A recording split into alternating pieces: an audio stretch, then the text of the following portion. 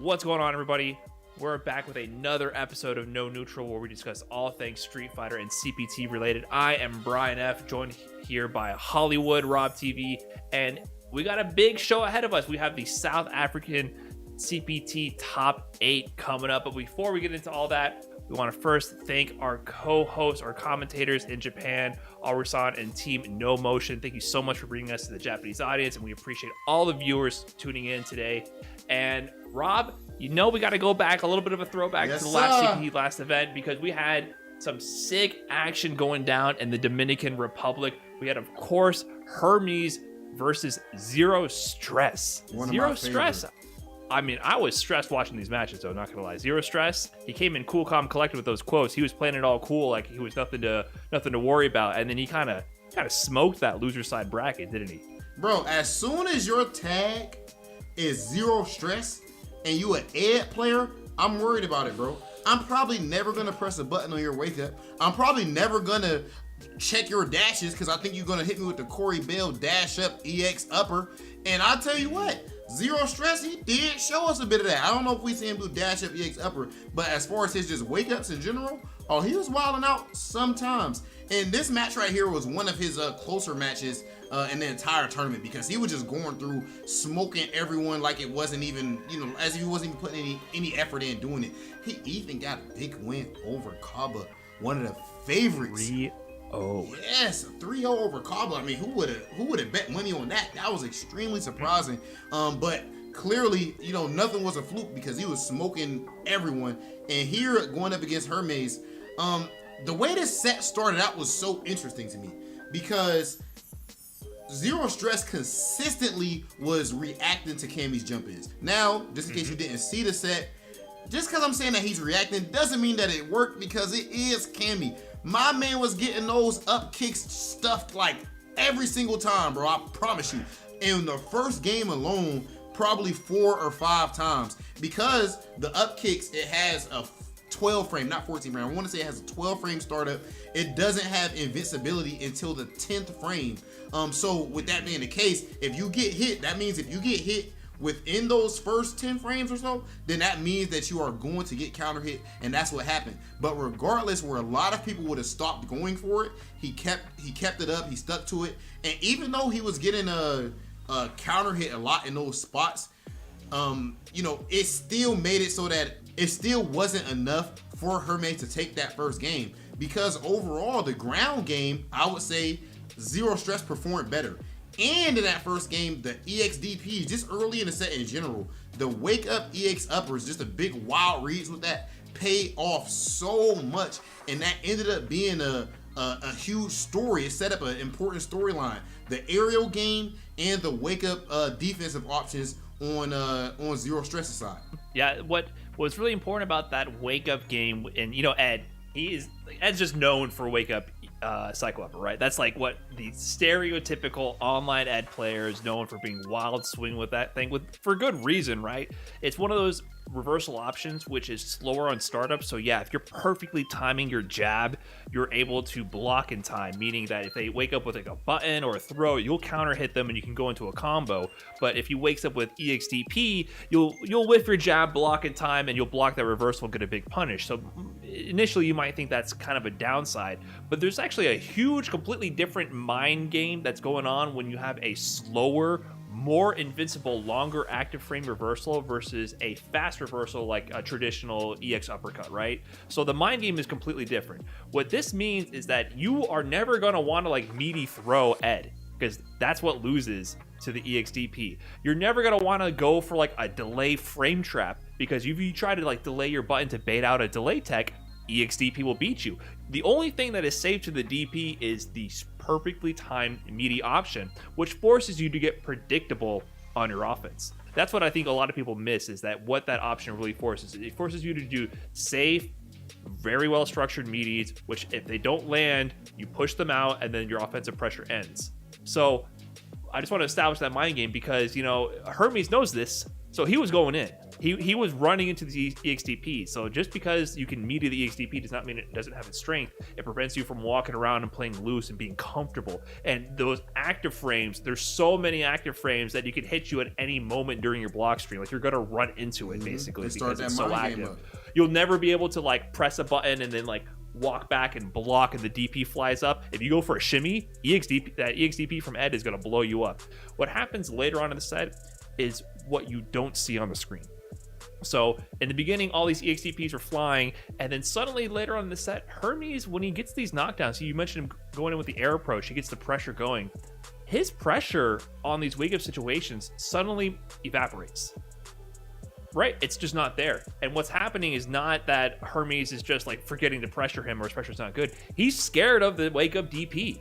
Once you establish that up front, especially in a 1-3 set, I love establishing that up front. That lets you have that kind of like currency, that kind of like mental game going on where you're like, hey, you know I might do this. So now you better back off. I might not even block. I might choose a safe option. He started just blocking. Of course. So in this spot, you know, if you're Cammy and all of a sudden you don't have pressure, well, it's gonna be rough for you now, right? So what do you have? Yeah, it's not the same character at that point. So he disarmed Hermes as a player and Cammy as a character. Now outside of that, I will also say that Hermes disarmed himself in some ways in the approach that he took towards the matchup, because there was a whole lot of aerial approach to the point where, of course, it's Cammy, right? But Cammy's ground game is phenomenal. Stand medium kick, crouch medium kick confirms, just walking, whiff punish with stand fierce, EX drill. Actually, Brian, I know that's something that you were talking about during the set. It's like, yo, we're seeing some V skills from Ed, and we're not seeing Hermes go for EX drill. Right. The V skill is it's like a long range projectile from Ed, but if you outrange it, if you have a move that hurls you forward to attack Ed, you can definitely whiff punish that whiffed move with that move. And Cammy has drill, EX drill, heavy kick drill. It's a very fast moving, forward moving move, which you can use to whiff punish. And so there was definitely opportunities that Hermes wasn't really capitalizing on, either matchup unfamiliarity or like heat of the moment. It's hard to say. He could even jump over the V skill. If you react up, if he does it up close, right? Because there's two different mind games. There's the up close footsie style where he's like trying to clip you, like walking back and forth and pressing buttons, which you can definitely jump, but it's more of like a up close fireball. And then there's the long range where he's just trying to pull you in because you can't really jump at that range. You'll jump will whiff. Yeah. Cammy can dive kick. She has options, but so he's using the long range one, and Hermes wasn't capitalizing there. But I can't blame him too much for not solely relying on the ground game. You're totally correct that her ground game's amazing, but Ed definitely has some good options at those ranges. But it would have been great to see Hermes represent that more. I could see maybe being scared of like the crush counters, because Ed stand fierce, that is one of the most annoying moves in the game to deal with at that range, because he just taps it at crush counters, or he can charge it up longer to get the full crumple and side swap, and so that could be a difficult move to deal with. Or like the forward moving heavy kick, it kind of dissuades you from playing in that Cammy standing medium kick range. So maybe Hermes was like onto something, like he's like, I don't even want to deal with this up close, so he stuck with the air game. But it would have been good to see some other options. But he brought it back. I mean, it wasn't working out for the first two games, but he brought it back to 2-2. So he had something going there. He was stubborn with that air approach, but it started working. Yeah, the adaptation he made with the aerial approach. Well, I guess it was on both sides. The same way we saw adaptation with their wake up game, we also saw the same thing with the aerial game in some ways. So of course he was going for those kicks, but Hermes made sure that he pressed the issue, especially when he had V-trigger. We know that there's a big mind game when it comes to, is it going to be a regular jump or is it going to be the jump V-trigger? Just like Akuma with his air fireballs and V-trigger. Sometimes he knows that you're scared of him doing jump air fireball, so he's going to go for the regular jump in because you think that the fireball is going to come. It's the same concept. And all of a sudden he made better reads up against Zero Stress in those spots, and his offense improved a bit as well. So it was a far more aggressive approach from Hermes, and it had paid off for him. But when it came down to the end, it's funny how everything comes full circle, Brian. Just like Thanos say, where does that bring you? Right back to me. And in this situation, it was right back to the DP, because at the end, my man went crazy with the EX uppers, with everything on the line. This is a loser side top 8 CPT, Capcom Cup on the line, and Zero Stress, as his name implies, doesn't feel the weight of it whatsoever and just lets loose And I mean, Hermes had to be salty, bro. That's one of the roughest ways to go out. But I definitely think that overall, Zero Stress controlled the set more, even though Hermes did do good to bring it back. It was more of like an avalanche type of thing, whereas I think that Zero Stress had the base actual control of the flow of the match. So it was a well-deserved win and a great example of applying reads and conditioning to your opponent. That's very true. And one thing about Zero Stress that I like to point out is he's doing this work with Ed and a CPT, making it to top 3 with Ed. And Ed, he's kind of considered a low-tier character versus Cammy, potentially the number 1. I mean, the buzz has died down a little bit, but Cammy was cooking for a while, and people were saying this character is too much. Top tier for sure. So that begs the question, should you be playing low-tier characters ever if you're trying to compete? We just saw Zero Stress doing work. We've seen some other people do some work. Should you be playing low-tier characters? Because Kami, we got to shout out Kami. He brought up this question on Twitter, so we're still in content from Twitter. Of course, it's what we do. We're content creators. Yes. Of course. So he asked the question, like, why are people in the Street Fighter V scene, the people who are putting their pride and their money on the line, back when we used to have to get on planes and travel across the country and the world to compete. He didn't just say, like, pro players or people who traveling around the world. I think he just said in general. He said, well, why is playing low tier characters so common in Street Fighter? What's fun about my man said, what's fun about struggling? yeah. And, so in COD, anyone with a brain uses the best guns. In card games, people use the best decks and whatnot. I never understood the loyalty to any fictional character that doesn't benefit you in any way. So for one, it's fascinating to hear Kami say that, just off of the fact that Kami has an extreme loyalty to a character called Griffith in Berserk. If anyone and everyone hates Griffith, and they should, Kami defends this character with every fiber of his being, and that's from an anime. So you do know what it's like to have some type of attachment to a fictional character. And look, I'm not gonna lie to you guys. I mean, I'm red-handed. Look at that. I have a Kuma up there in a poster in my office, and then an Akuma figure throwing a fireball right now, right on the other side of me. So it's different, I would say, as far as just talking about it in general, before we even get to the pro player spot, because there's a lot of ways we can go with this. I would say that he brought up Call of Duty. There's no way you're really gonna have to, unless you're trying to make sure nobody takes this country and things like that, and you feel like your granddaddy built this country, then you're not gonna have too much of an attachment to specific types of guns and things like that, right? Because what? It's the M4 versus the Scar or something like that. That there's no personality behind that. But Akuma has his whole own story, man. Like there's story mode for a reason in fighting games. There's lore. There's a reason why after, like, if I'm playing Call of Duty and you get a kill or whatever, right? And at the end of the day, you get the same type of, the little yellow numbers pop up, and it's the same experience with everyone. The gun doesn't have a win pose and a win quote. Exactly. It's not the gun doing the taunt on the screen. My Glock isn't going to do a moonwalk across the map. It's generic avatar number 32, right? Faceless soldier number 87. Bro. It's not the same. Said, it's not the same. Come on, bro. Remember when the game first came out and everyone would do that every time Karen landed super? Or when everyone sung, I think we still sing Rashido together when there's a break during Capcom Fighters or we're at an offline major. You know what I mean? Like, all of that stuff is character specific. So characters have personalities, whereas like things like guns or decks, they don't have the same personality. They definitely don't. And I guess, you're right. He was kind of speaking generally. That's where Kami, I think, is messing up. People play games for all sorts of different reasons.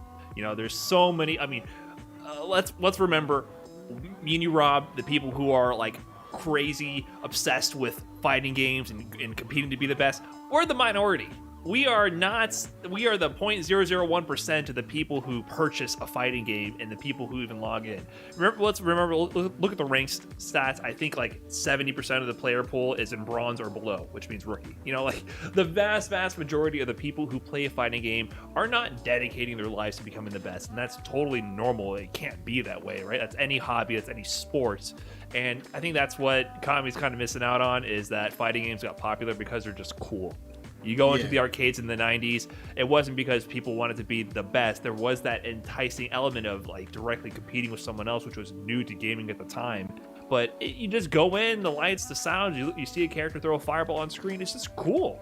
That's as simple as it is. That's why I picked Akuma, bro, cool. just because he was busted in Street Fighter 4, but I had no idea what busted was. I didn't know about tier list or nothing. Right. I just saw this dude with red hair throwing fireballs in the air. That tripped me. I always knew about Ryu and Ken. My man threw a fireball in the air. It was over with for me. I was attached forever. Of course, and like, so you just gotta expect that that's how it is. But that's one part. Yeah, that's not the pro part. That's one part. So yeah, for sure. So for all the casuals who are waiting to get pissed off, this is the part where you get pissed off at. What I'm gonna say might ruffle some feathers, right? and this is where you gotta understand, like, there's a difference between a casual player, a good casual player, and a competitive player, right? So there's a different mentality that starts to kick in when you are really investing yourself, and I mean really investing yourself in trying to win or be the best. And there are players who are amazing players, but they're still kind of casuals. That's fine. They're not totally invested 100% in being the best in the world and competing. And that's fine, they're great, but when you get into that competitive zone where you have to win, it's your goal to win. You are doing everything in your being to become the best. Sometimes, if your character that you initially were attached to is literally unusable in a tournament setting, you might have to drop them. Even if they're not unusable, even if they're just not good enough, even if they're all right, but they're not great, we're not using them. Character is a tool. It's not an extension of your personality. It can be. If those two things align, it's a beautiful thing to see. People celebrate that and they love it. Like, Tokido and Akuma. People love to see that. But I can guarantee you, if Akuma was the worst character in the game, Tokido would not be playing Akuma. Tokido playing Urien right now. He's not even playing Akuma right now. Yeah, he's not even playing Akuma right now. So people don't like seeing that. They love to see when everything lines up. It's really what it is. It's a beautiful thing to see, but it doesn't. Daigo's not playing Ryu.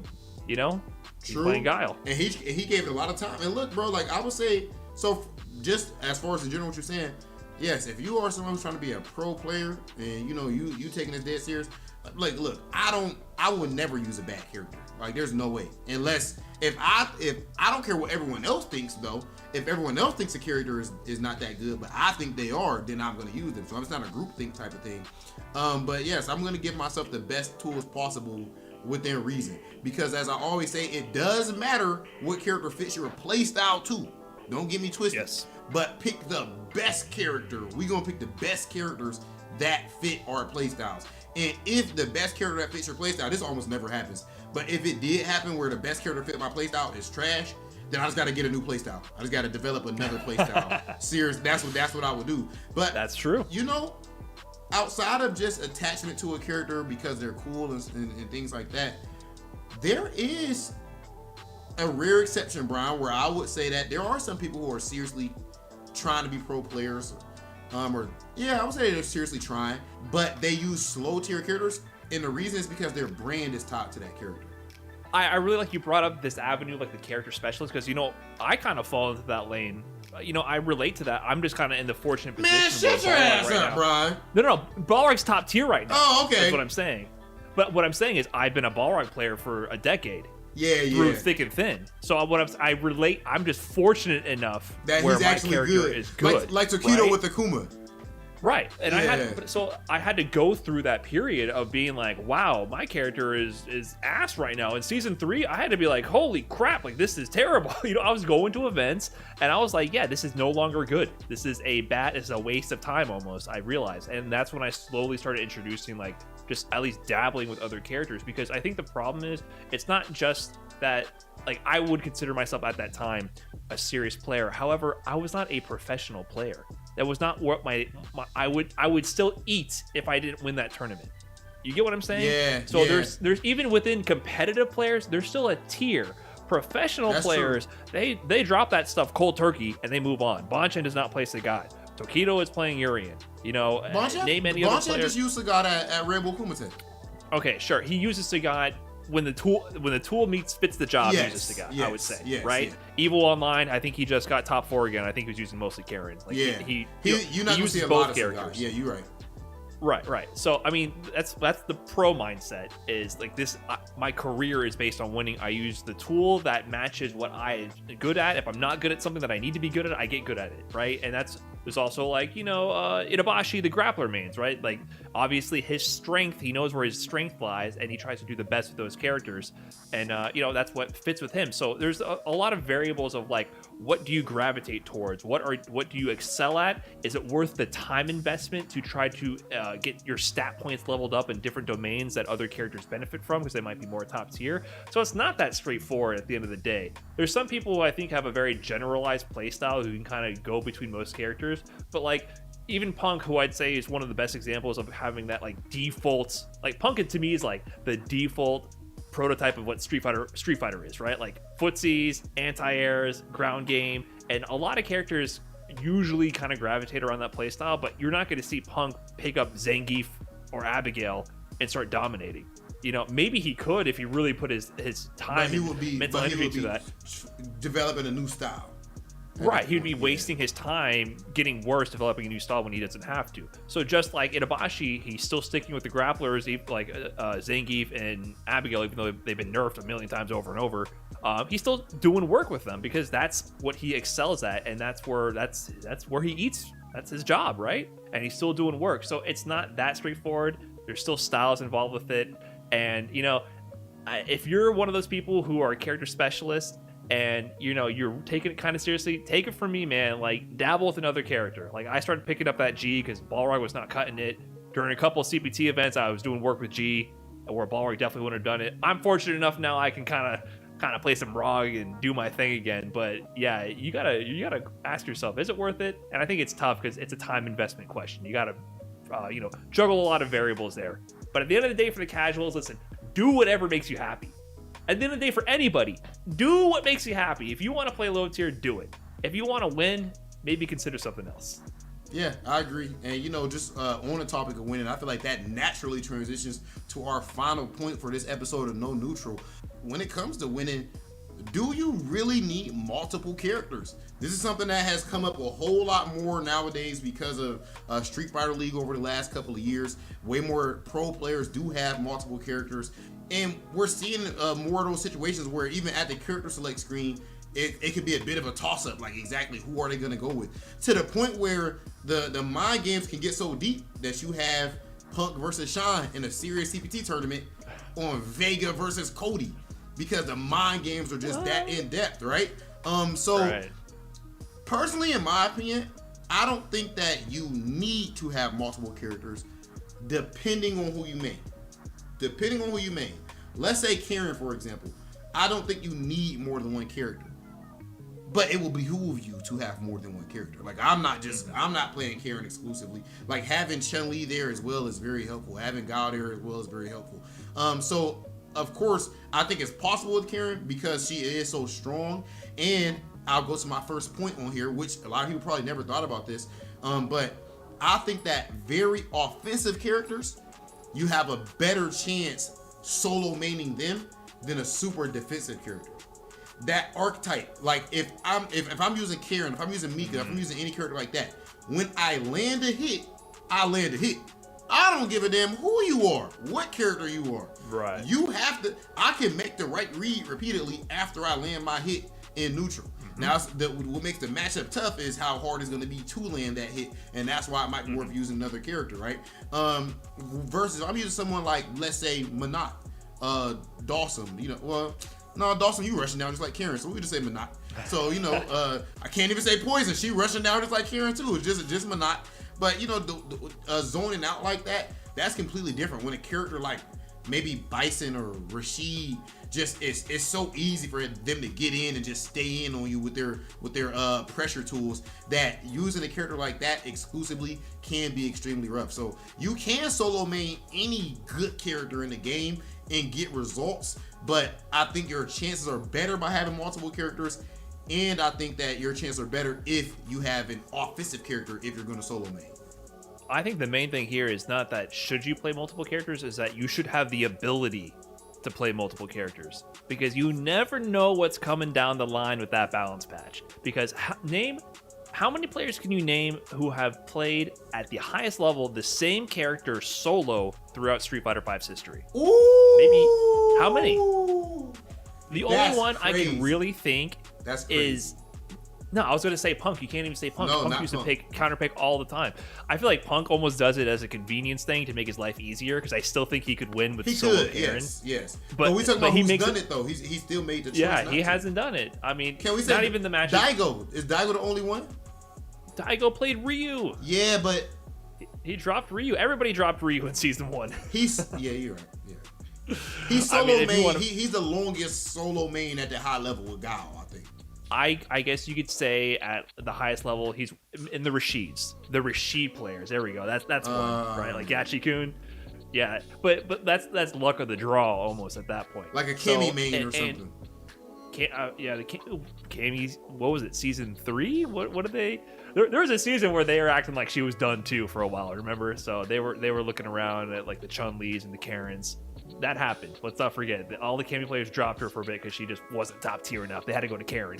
That is true. So I just think you have to have the ability to play multiple characters because the meta is shifting. There's balance patches. There's the natural emergent gameplay of people getting stronger or weaker against certain playstyles and characters. So if you are incapable of switching characters, that's where it's a problem. That's definitely a problem because you never know what's going to happen. I mean, you could be one balance patch away from irrelevancy. You don't want to be that guy. Trust me. So the reason that people use a different character anyway, it all comes down to character matchups. When someone says that a certain character is high tier, one of the big reasons is because that means that the higher you go up the tier list, the less bad matchups you're going to see from that character, right? You're going to see at least a lot of 5-5s. Maybe their worst matchup is 5-5, or maybe they have 1-4-6 matchup, but for the most part they're beating everyone or it's even. So what you're doing is countering, trying to counter a bad matchup. Another advantage of playing multiple characters is never have I used a character, switch to another character and not felt the extreme strength of my past character in some area where this character lacks. Never have I went to another character and not felt the extreme weakness of my other character where this character is strong. Naturally, you become a way better overall player when you play multiple characters because you understand the game better. There's also something called, like, I would consider it the weight of a character, right? The how heavy they are. You can't feel that without using them. If you've never used Zangief in your life, or if it's been years or something, go to training mode when you get the chance in Street Fighter V, pick Zangief and just walk around. Right. You'll be surprised just how slow he actually feels. One day I did that, and ever since then I've been the Zangief Slayer because I more so understand what he operates like. So there's plenty of advantages to using multiple characters. Speaking of playing multiple characters, we might have some multi-character specialists coming up for this South African top 8 for CPT. You know, we have Billy, he plays multiple characters, whipping out the Zeku, maybe the Nikali. We might have just the solo mains dominating those Karen players. Javi might be in there doing some work with that solo main Karen with that privilege of being able to just rock all the good matchups all the way to the finish line.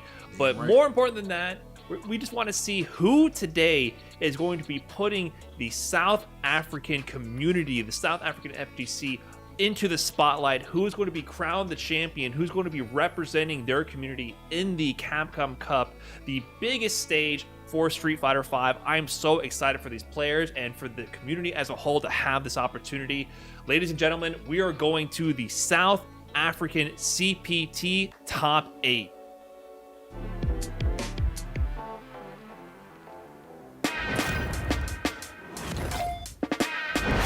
Can't start the show without the star. The main event! Fight! Light it up. What a power to the earth! See what I'm really made of. Uh-oh. Pleased to meet you. The honor was mine. I'll settle this.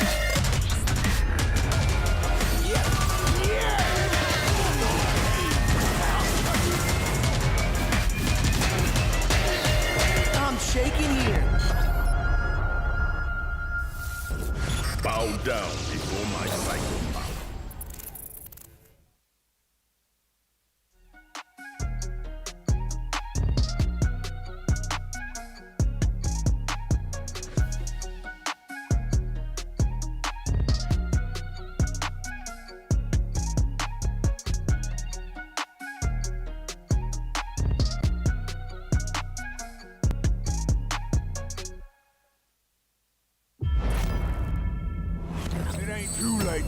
These matches are going to be even more ridiculous. If you know anything about Street Fighter, you do not doubt the GOAT. My man is always hitting go. You thought I was playing? Oh, you're hella dead. The main event. Help me out, Nadeshko. And look how much it means to him. Wow.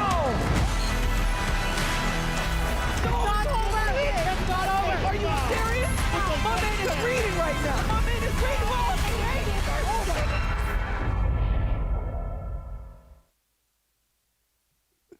Ladies and gentlemen, it's time for the Capcom Pro Tour to showcase the best of the best in the Republic of South Africa. Vicious here with Ringe. We couldn't contain our excitement all the way from the pre-show. Ringe was going ham, actually. I'm going ham. He was going nuts. I'm going ham. He was actually going nuts because he wanted to see what's going on in this top 8 bracket, considering what transpired in top 16. Indeed. It was an amazing top 16 that we saw yesterday for CBT South Africa. And we're going to continue the matches today for winner semifinals. You see our 2 sets. We got Crazy Gun Jack versus Ren and Sunny versus Illusion Billy Date. And then we're going to, of course, take a trip down to the losers bracket where we got Apollo versus Arafon Pierce. And then Goba versus the favorite, despite being a losers bracket, from the South African participants themselves, Jabi M. You know, I was taking a look at this bracket from top 16, and I don't think we ever answered the question, who actually put Jabi M into losers bracket, right? We kind of want to highlight this player because I did a little bit of digging. I did a little bit of research, right? I was looking at some of his performances, and I was also looking at his stream when he was doing bracket analysis for the entirety of the Republic of South Africa. Okay. And a lot of these players in the top 16 also join him in the chat to go through the brackets to prep themselves for this Capcom Pro Tour event. It shows that, like, you know, that kind of dedication is worthy of being one of the top dogs. But I was in for quite the surprise, actually. Okay.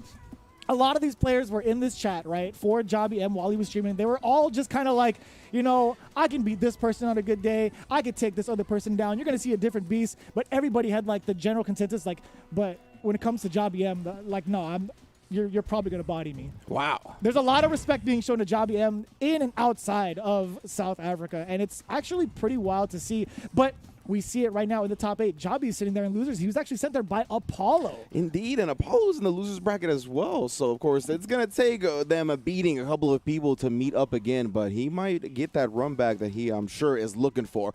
But as you mentioned, right, everybody has a lot of respect for Jabi M, and we saw why yesterday, man. Like, his Karen definitely was showing signs of being on another level of the region. So we'll see if he can kind of keep that game going today, or if everybody can step their game up, right? It's all about rising to that occasion, getting games with these players that are thought to be at the top of the region, and then making sure you rise to that occasion and try to get there yourself. And it's kind of wild, too. When you saw what the results were in the top 16, Crazy Gunjack taking down Apollo the way that he did, in the fashion that he did with that Balrog, it's like, man, it could still be anybody's game. That's what makes it kind of tough to call, right? It's like Crazy Gunjack took down Apollo took down Jabi. So by association, what does that mean, right? I don't know. You can do the math on that one. But there's a bunch of other players that have really shown themselves out to be really top competitors, like Ren also with that Ibuki. A lot of players fear his mix-ups when it comes to that Ibuki play, and it's been shown throughout like multiple players' thoughts in that stream that I was looking at. And then Sunny being a player that also apparently went to some of the WSO sessions back in like 2012. I got intel from Logan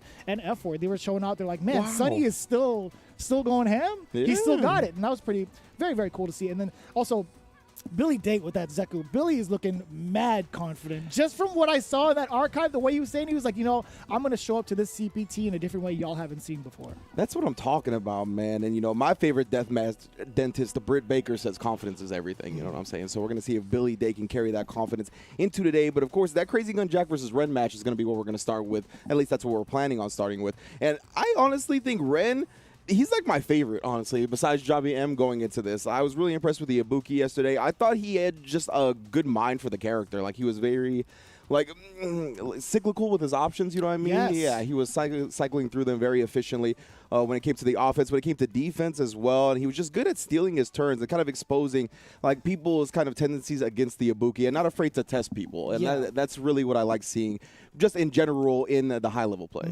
No, without a doubt. There's something about him that's kind of, it's very meticulous when it comes to the choices that he makes, but also a little bit on the wild side when it comes to him trying to freestyle. When he freestyled some of the shuriken setups, it's like, man, man, I don't even know how you even have the brain for that, all the while keeping it as solid as you do in like other phases of the game. But we could talk about that all day. It might not even matter because he has like a wheelhouse of characters under him, right? There's Ibuki, and there was a couple of others, right? He has Ken and Chun-Li, whereas Crazy Gun Jack has been showing off with that ball rug for the most part. But let's take a look at the quotes and see what they had for their top 8 performance to see if it's going to be any different in terms of attitude. Crazy Gun Jack is an experienced player, says Ren. I will not be letting my guard down for our match.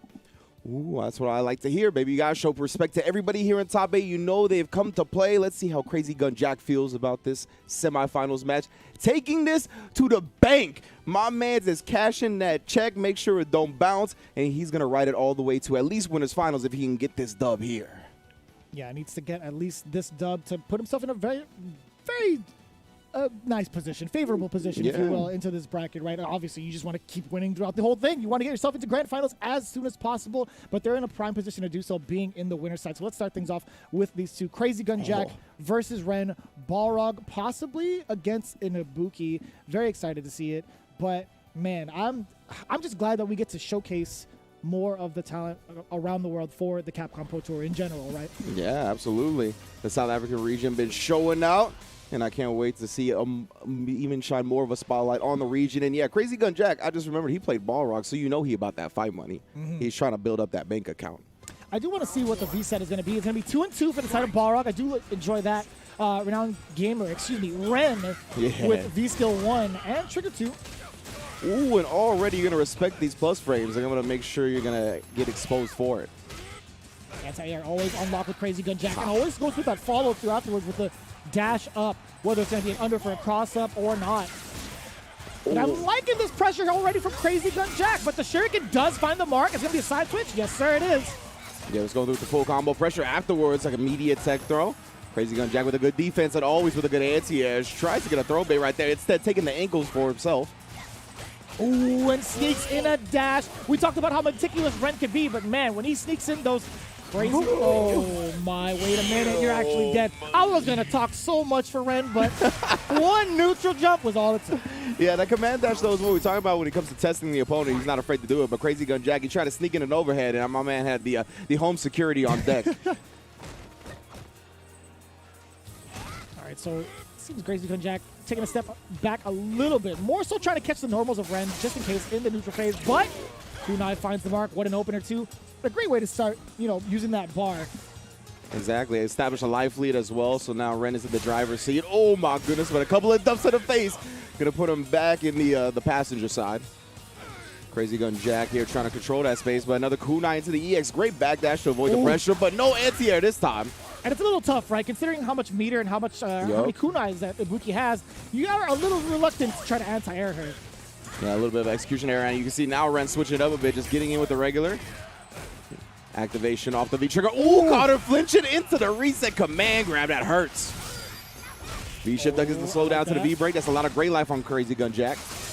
The back dash just to get out of harm's way after the EX dash punch. But here comes Ren. Great block in the beginning. No, he dropped it, but still, Crazy Gun Jack didn't punish it too heavily. Opted to go for the V-skill 2 first. There we go. Caught her trying to walk away. It's not your turn. Ooh. Ren, he's looking for that activation. He might. Oh, nah, can't find a damn thing but these gloves. Yeah, you got to be careful with the Ibuki activation, right? Can be punished on block, and she didn't have a lot of life to deal with. So, good stuff for Crazy Gun Jack again. Just kind of staying at that distance outside of low forward range. A lot of the time that's where Ibukis want to get their rocks off when it comes to that V-trigger activation. Yeah, and there could have been plenty of ways to do it via airborne or on the ground, considering the amount of bars she had. She had 2.5 bars. Could have led to a good amount of damage and the Oki, or even a reset into a mix-up, which is what Ren has been prone to doing a lot of the times. But I will say Crazy Gun Jack has had solid defense so far in regards to some of the mix-ups that she presented. There was only 2 instances, and he managed to block both. There was one in the corner off of a shuriken reset, a full sequence, and he managed to block it successfully. Other than that, playing the neutral game pretty well overall, just being very mindful of the options that Ibuki presents in neutral, not just in terms of her spacing in neutral, but also just the airborne possibilities, right? Yeah, there was a block you highlighted in like the right side of the screen, the right corner, that I could not believe he blocked on the jump in, but then she landed in front, and I definitely thought she was going to land cross. I mean, he got hit, right? So I was like, oh yeah, I did not see that one coming. Fair enough. But Ren didn't capitalize to the fullest extent, right? And that's so, again, with Crazy Gun Jack and how efficiently he has been playing, you just can't give him more opportunities than he deserves. So good stuff from Ren so far, and Crazy Gun Jack, to be honest. Crazy Gun Jack was really on point with all the anti-airs, as you highlighted at the beginning as well. And it really took Ren having that bar to start threatening with the EX Kunai to start getting the regular jumps going. Before that, Crazy Gun Jack was just all day with that the medium punch. One thing I would like to see is from Ren, something a little bit less committal when it comes to normals and trying to poke in that neutral range, right? Using at least the V skill, but that's not going to happen because Ken's on the screen. Indeed. As soon as I talk about it, come on, man. Like, it's a great V skill, right? It's a great counter poking tool against Balrog, but it does get punished. It's a lot easier to punish, but that's going to be a whole different story. This is your neck of the woods now. Indeed, and that was a great confirm already off the crouch medium kick. Couldn't quite get the second one, but we also see a V skill 2 coming out from Ren here and already utilizing it to get a full combo and build some of that V meter. And we're in the corner. Ken is a very dangerous character in this situation. And it's a 2-set too, by the way. Yeah. Yeah, roundhouse from long distance. Oh, no. All day with the confirms. And then the overhead.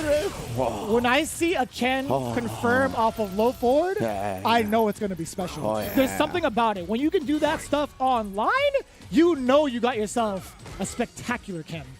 Yeah, that's what he's looking for already. You can see he's very much trying to stay in that crouch medium kick distance. That's why Crazy Gun Jack not going to let him do that for free. Already duffing him up. Oh, nah, put that fierce away. Ooh. There's just something about his uppercut that just feels so good. It does. Already Dempsey rolling up, though. Getting ready for it.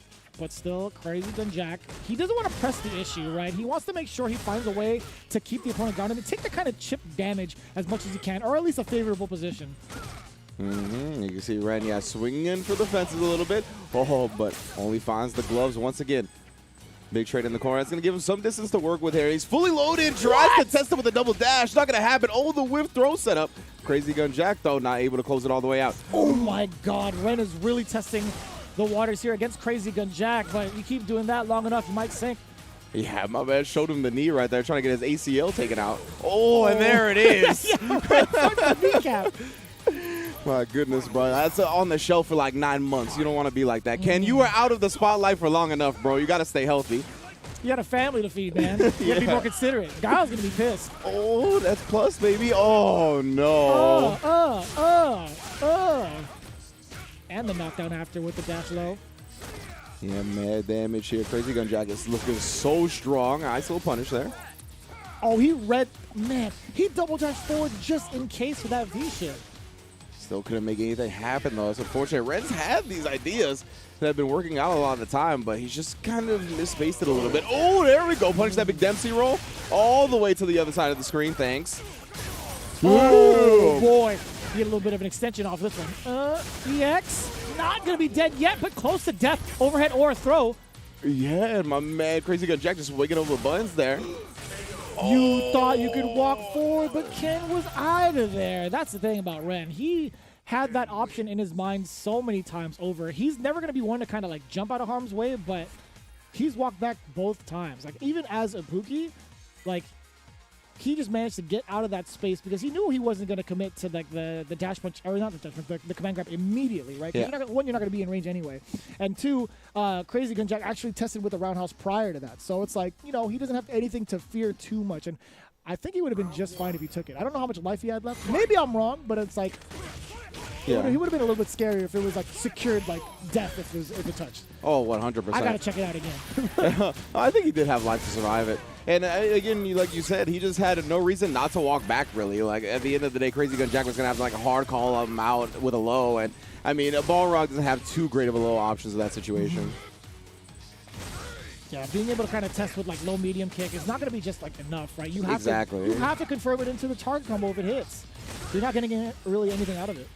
Yeah, and he was already in V-Trigger, right? And again, it's not like the V-Trigger 1, so woo, yeah, buddy. You able to put some damage on him. Yeah, still testing him with that big stand roundhouse, one of Ken's best buttons.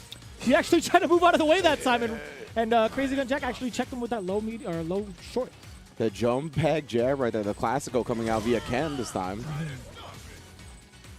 And he's just doing a great job, I think, keeping his space, trying to manipulate this dash punch range a little bit on Crazy Gun Jack. Oh, no whiff punish that time. Huge, especially with Trigger 2, or excuse me, with V-Skill 2 charged up. Oh, no, he didn't have it charged up, excuse me. It's just the gloves emanating heat from his body. Yeah, for real. It's from Trigger 2. Oh, man. All right, at least that woke me up. That was good. That was good. I take it all back. This man Ken always thinks he's in an all-star game, bro. He alley-oops to himself all the time with the combos. He's a one-man team. That's how it is. For real. Who else is going to throw him the layup or the alley-oop? Ryu? Yeah, right, man. He's about as vanilla as they come. Oh, no. Ended up messing up the EX Tatsu setup, or even just a regular Tatsu setup. Oh, yes. Counter hits. Takes the Dempsey. Oh, nah. Oh, he spent the V-Skill already? Oh, it's fine. Spend it in an EX. Oh! The fact that he had even more time to build up the V-Skill, it was like, that's great. Because he spent it earlier to build bar, and like, I get it, it's a habit. Yeah. But I was kind of nervous, like, is he going to have enough time to get it back? That was good calculations. That was all gold everything at the end of that round. The character was gold, the letters, the health bar. I was like, yo, my type of game. Yeah, no check on that dash, unfortunately, for Ren. Oh, my you goodness. are a sneaky man. The whip from full screen caught him the flinch. Nice confirm. Oh, come on. You set yourself up for that, Ren. You knew you wanted that throw bait, but nothing came of it, and it's going to be fine for Crazy Gun Jack, despite nearly being in the corner. Yeah, we haven't seen. Oh, okay. Got the V-Trigger activation here. Going to carry it to the corner a little bit more as well. Jump set up, just takes the throw afterwards. Oh, no meaty here. Yeah, respects the plus frames. Good stuff. Oh, tap. He let it loose. Oh, this is going to be huge. Yeah, V-Trigger 2 just takes the knockdown, gets the roundhouse, but no counter hit.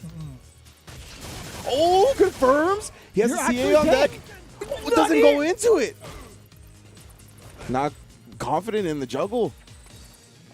Now Ren. Oh, he actually spit the bar and he catches the button that Crazy Gun Jack put out. Takes the W with the juggle on the EXDP. That was a really funky angle, too. That was like mad early, I feel like. At least the pinnacle of his jump. Yeah, On the way down, it looked like he was going to land first. It was really weird. Like, I would like to see that again, just to see, like, when he hit the button that Balrog did. It was definitely a little bit funky, for sure. I was surprised he even did the EX Tatsu in the first place. Whenever I see full bar like that on Ken, I'm always expecting them to go for the Momochi. You know what I'm saying? The low forward into the super. But it was a smart idea for him to just abuse the meter, right? He didn't need a combo like that. He had much less health. So I like him just kind of utilizing the meter in a utility situation. All right. Oh, no. Speaking of utility, my man just keeping it compact, finds the frame trap. Wow, stayed in front that time. A little bit surprising. And I'm liking a little bit more aggression there coming from Ren. And as soon as I see it, okay, that's going to be fine. The back throw now to lock down Crazy Gun Jack. But waking up with the target combo, Ren was not ready for it. Yeah, my man showing some aggression of his own. Oh, my goodness. We are aggressive out here. That was the most ambitious uppercut I've seen to date. Oh, just straight to the face. It took us by surprise because it was a little unexpected. The way that it turned out that way, it's like you're so far away. It's like now you're going to get clipped with a dash punch? Yeah. Again, yeah, respecting the plus frames there, just taking the dash throw afterwards. That's the luxury that Dempsey's provide you. That V-Skill 2 already down in the corner once again, busts out. Yeah, trying to keep the frame traps on point. Recovers the time to not get blown up.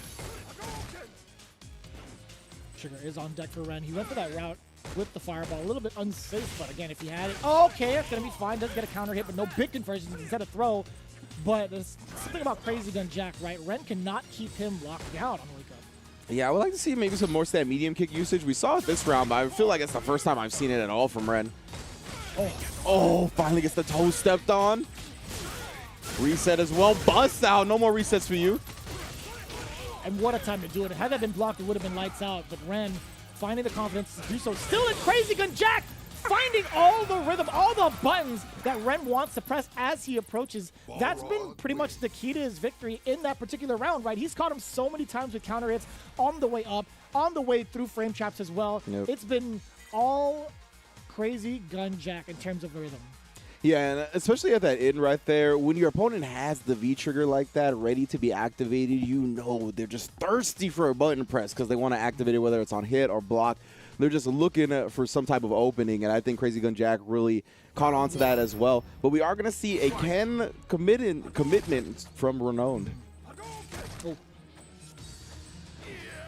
Oh, no anti-airs available from Crazy Gun Jack. He had already committed to a normal prior, so Yeah. totally understandable. Not being able to charge up the V-skill, Ren keeping him honest, at least with the fireball. Oh, there we go. That's that stand medium kick I was talking about. I like that on the check. Oh, and the meaty, the slight hezzy on the crouch medium punch. We're already at the corner.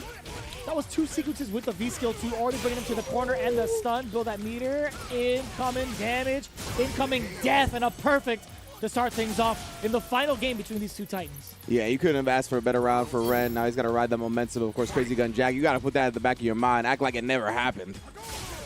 Oh, but it did. Indeed. But it did. That's the thing. Is Crazy Gun Jack going to go over that hurdle? And that's why we talk about the mental game of all of this, right? You got to put that little devil on your shoulder reminding you that you just got perfect away. Lock him up. Oh, nice anti-air. There you go. Stay solid with it. Still checking within the ranges that Ren wants to move forward or press buttons, right? Crazy Gun Jack has done a great job of at least placing some of those normals, except for that moment. Yeah, the crouching medium punch and even more of the medium buttons coming out more actively against Ren. Ren has not found his spacing yet to even try to counterpoke or whip punish. I put him midair. Oh, actually does catch the legs this time. Some slight reprieve for just a second here. Actually goes with the forward throw, and I'm surprised. Okay.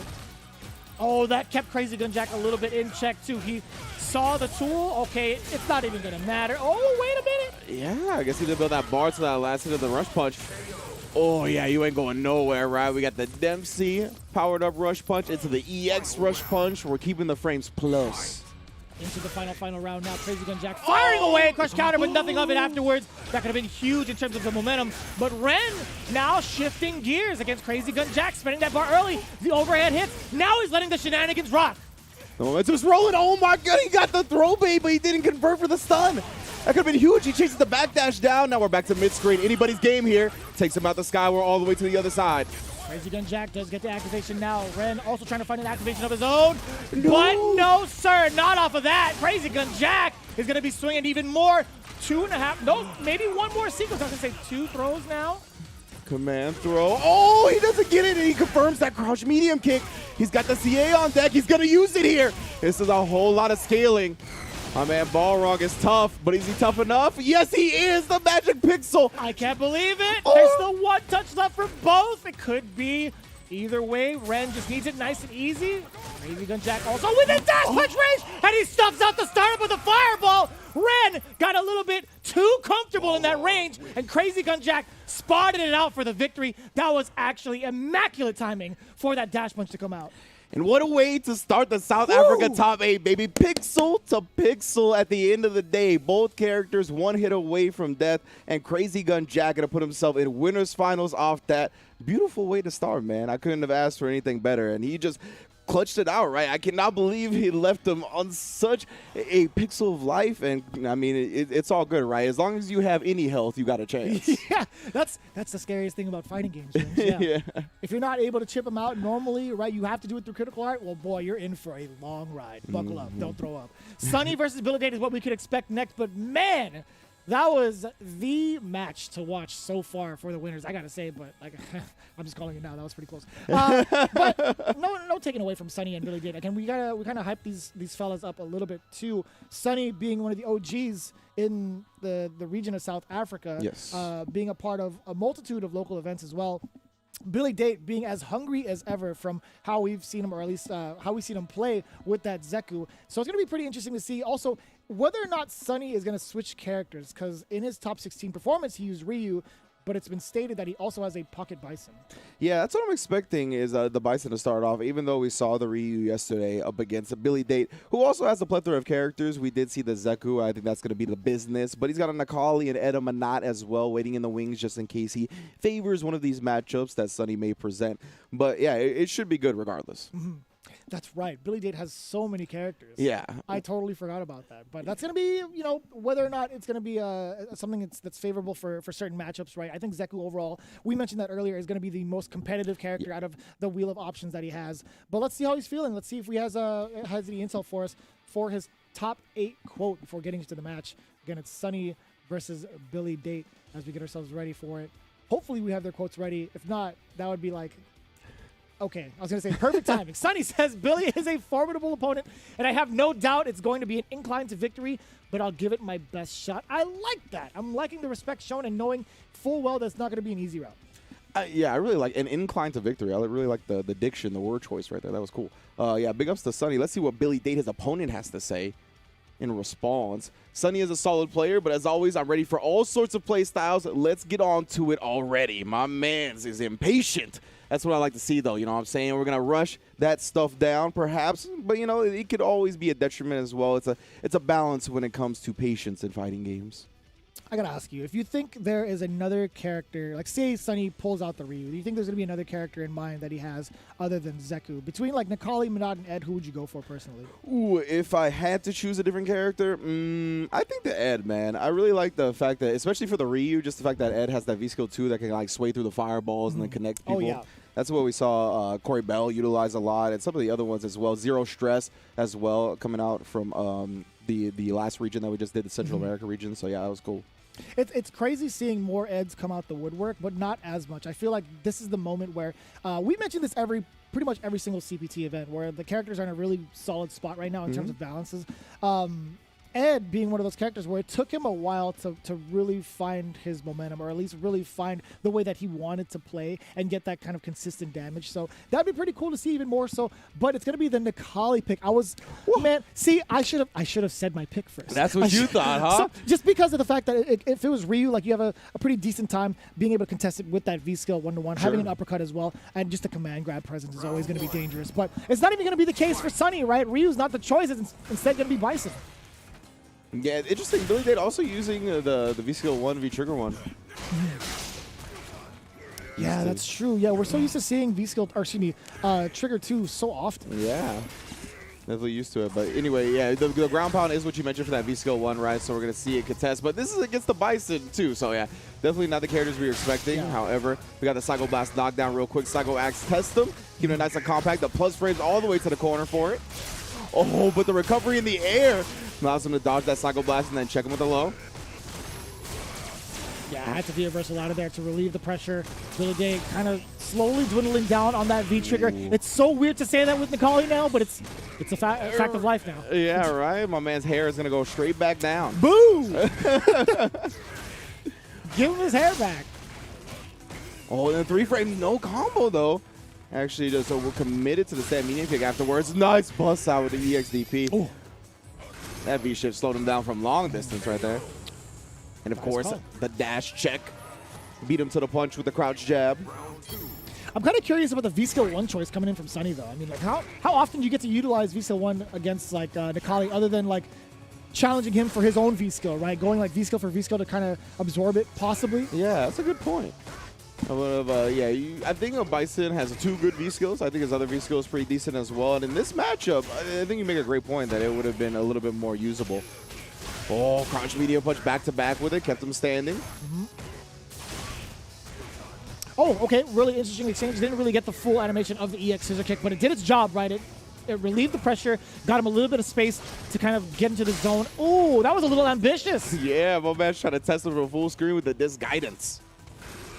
Oh. And that's the problem with the V-skill, right? You kind of treat it as a fireball. You see that animation, and you punish the recovery frames on it. Sonny, knowing full well how the matchup should go. I mean, this is Season 1. Yeah. That's what it looks like. Facts. There's some launch characters right now. Oh, the dunk. Dunked him down legitimately. That was so cool. Oh, the V-shift. You got nowhere to V-shift, too. Straight up into the bus instead. I'm thoroughly impressed that Billy Date went for that option. Just the neutral jump in general. And Sonny happened to bite into it. Yeah, nice. Oh, boy.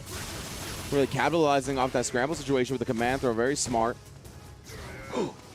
Just outside of range of that crouch spears. And he actually got the air and again, capitalizing off those scrambles with the EX command grab. Hesitation on the stand light kick. My man's put him on stun territory. And I love how high he kind of releases that standing heavy or the jumping heavy punch against Sonny too. just to kind of catch him slipping just in case. That's like the second time he's attempted that. But so far, Sunny, again, being at the life deficit. No, trying to take his turn where he shouldn't. That's the thing, man. You try to take your turn out in the streets with your car, you end up riding the bus. You lose your license. Everything gets suspended and halted. You just got to wait it out and be like the rest of them.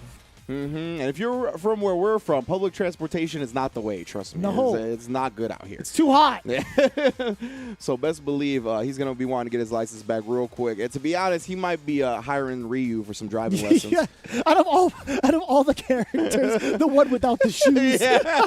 Come on, man. It's like, I walk everywhere. You think, oh, never mind. He's like, you know what? You're right. My man has no idea how to drive. We're going to let Bison still be behind the wheel. He enrolled in traffic school. It's fine. He paid the fees. Nothing too substantial, right? He's got the capital for it. He runs his own organization, good or not. Well, he definitely just paid the fine. He paid somebody to go to the school for him. He was like, all right, cool. Forge my identity. I ain't got time for that. Thanks, Vega. Here we go. Billy Date now off to a fantastic start yet again. It's just a different side, right? Just in full control. And I like that read coming in from Sunny. He saw the reset happen, and he's like, all right, I've seen the Kali players do this from time to time. It just might happen to be what I thought it'd be, but Billy Date still unfazed, unconquerable, looking very, very strong and poised in this second game. Yeah, fortunately for Sunny, that was the only correct read he made last round. Billy Day still in so much control here. Oh, and then a perfect read from Billy again. The neutral jump on the slide. You gotta be kidding me. This guy has all the answers against Sunny.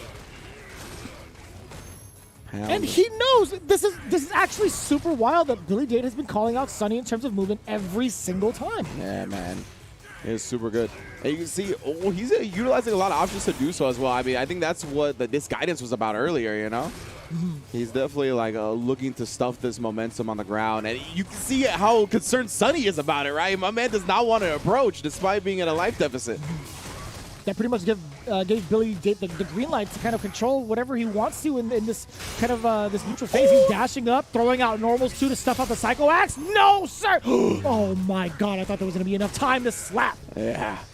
Slow down. I think made it a little bit awkward trying to dunk in, but no V reversal straight out. And again, after that, he's been trying to dash up and take his turn, but Billy Day has been ready with the crouch medium punch, finally finding a punish of his own. Sunny has the quarter here, not quite getting the full combo he's looking for, but still the pressure sequence is going to keep him locked down until another commitment to that Psycho Blast. That's cost him a couple of times as well, and stomp him out one more time. Billy Date up 2-0. Looking very convincing right now. I don't know if Sunny is going to stick with this play with Bison.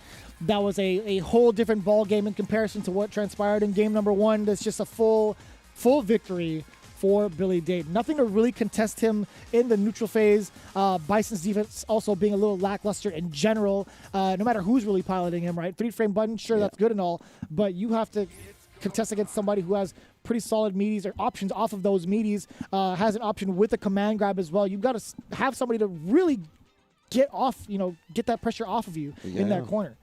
Yeah, I think in the mid-range, like Billy Day has just done such a good job at picking certain buttons to beat Bison to the punch. Like we saw like the Psycho Axe come out and he pressed his own crouch fierce like right before. So you see the purple startup and then just crushed it with the counter. So, I mean, Billy Date has been on point with that. We've seen the crouch medium punches come out pretty much every time Bison's gotten in that range. You can see Sunny was very lost in that last round, those last two rounds, about where to approach with Bison. Like, he was like, my jump-ins are getting anti-aired. As soon as I get into that crouch medium punch range, he seems to know when I'm going to do something and always beats me to it. So, I mean, that's why we're going back to the lobby at the very least, but I suspect they're a character switch. Mm-hmm. Yeah, Sunny is shaking up just a little bit, right? There's just so much reluctancy in terms of the options he needs to choose, or at least he's trying to choose when trying to conquer Billy Date. And that's the thing. Again, you just mentioned it. All of his options have been stuffed so far. And what an equalizer. The great equalizer that is Cammy. Yeah. That is a great choice overall. I think, if there's anybody who can overcome any trials and tribulations in Street Fighter V matchups, it's definitely Cammy. Oh, yes, indeed. No obstacle course is too difficult for her. Okay, that's not a good start, though. My bad, that was a commitment. Unfortunate for him. And she doesn't have a lot of life to spare either, right? So that's why all those missed hit confirms cost her dearly. She's looking for that commitment early, and that's the thing. Billy Date he's trying to date first. So he's trying to get into this phase of testing out Sunny. He wants to see what he's about, and so far it hasn't been to the benefit of Sunny. Again, going for these misconfirms, Not really putting out presence there. There we go. There we go. A little bit too far for that crouch jab afterwards, but I'm surprised he even went with that in the first place. Usually you see like a crouch medium punch follow-up or another stand medium punch. Either way, gets the cross under in the corner. Now you're one hit away from stun. Actually just challenges though, and now the stun bar depletes slowly but surely. Ooh, stuffed in the mid-range once again. This is what we talked about. Oh, this is so Wow. sick. Nunakami. Oh, boy. No, You're you actually bet it dead. all. Oh. The way he comes up off of that, too, is so sick.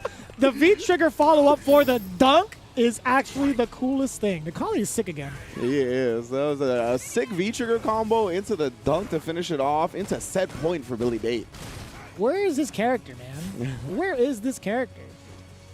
Trying to take her down once again. I mean, honestly, I feel like Cammy is one of those reasons that you don't see him as much, man. Just like she should be pretty dominant in the mid-range, but Billy Day has just been picking his spots so well. Ooh. Yeah, EX to try to keep the pressure going, but you can see the great walk speed on Cammy, just getting her out of the scenario. Ooh, it's so interesting to see how much respect Sunny is showing Billy Date at this range, though. Is it respect or fear? That's the thing. There's just been so much activity coming from the side of Billy Date that Sunny doesn't even want to try to counter poke, but finds the mark with the crouching heavy punch, a little bit overcommittal from Billy Date. He's sprung, man. Sunny is going to choose to spin both V-trigger meters on that combo, too. Ooh, activate on the V-trigger. Oh, you thought you could press a button? Oh, a little bit late on the activation, or at least the follow-up, I feel like. Oh, yeah, I forgot about that V-skill, too, as well. Moving in the shadows for Cammy. Just in case you want to take your turn back a little bit too quickly. EX, I really love that V-reversal right there. Going to be able to switch sides, put him towards the corner. Oh, my goodness, the whiff punish didn't have anything behind it. Oh, does get an opening with the counter hit. Now it's all Sunny.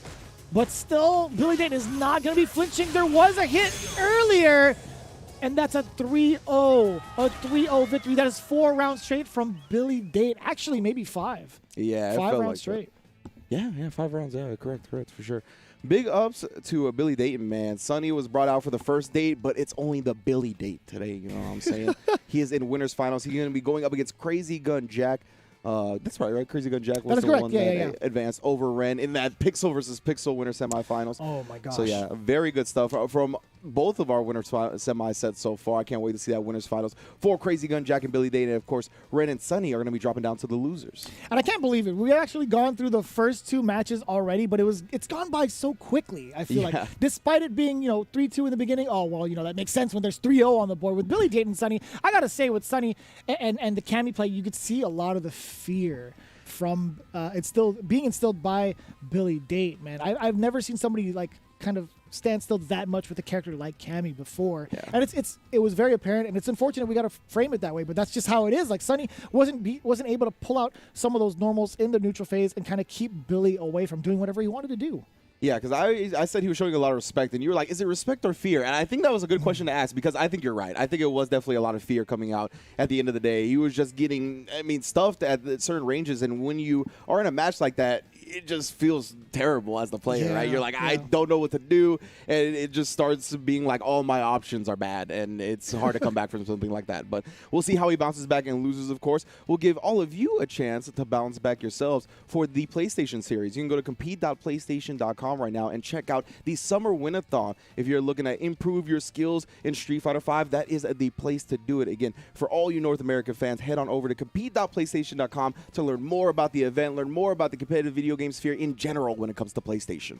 You can also learn a lot more about Street Fighter in general when it comes to the lore, as there is a new game out on the streets going on right now, a mobile version, actually. The Capcom authorized mobile game Street Fighter Duel is now available for download in China, and a global version is also coming soon. Follow Ryu, Chun-Li, and others to explore the mysterious organization and experience the classic stories with all your fighters. Recall your memories of the original Street Fighter. You get to counter, stun, combo, super, an impressive array of fighting elements, and the innovative multiplayer combos offer you a new battle experience, challenging your strategy and control. A variety of PvP gameplays and tournaments with in-game rewards will definitely inspire you to fight. The arcade legend is reborn on mobile. Download Street Fighter Duel now and join the journey with millions of players to find out who is the best fighter. Indeed, and we're going to give all of you a chance to do that and check out compete.playstation.com because we're going to take a quick break here. We'll be back with Apollo versus Arafon Pierce, that Guile versus Vega. Do not go anywhere right here on Capcom Fighters. Time to fly, time to fly. Never give up, we won't retreat. The ones who stand have turned to feast. So fly, time to fly. Glory waits for those who fight. We unite, we are street fighters.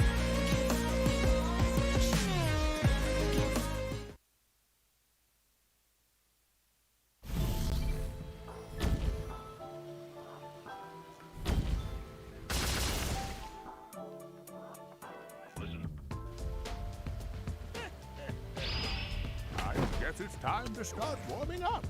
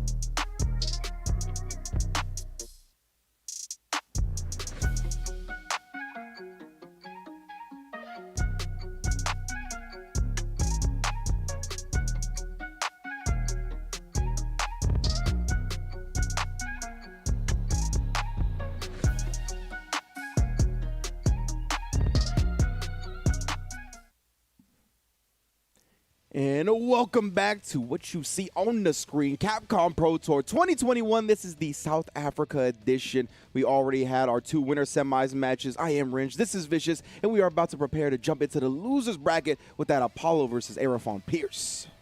Very exciting to see it, honestly, because Apollo has been one of those cats that some of these players have been highlighting as well.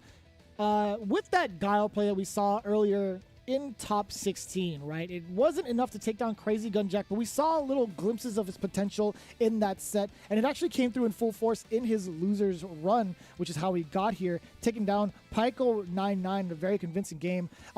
Arafon, however, also trying to find his bearings with that Vega. When you look at his top 16 performance against Ren, he was getting schmixed by that Ibuki. But it was different when it came to a different matchup, right? I think it's just one of those things where it's like he's comfortable in certain areas of gameplay when it comes to playing that Vega. We've seen his comeback potential as well, and how much work he's put in overall in the knowledge of the character of Vega and what he has to do in certain situations. So it's going to be pretty cool.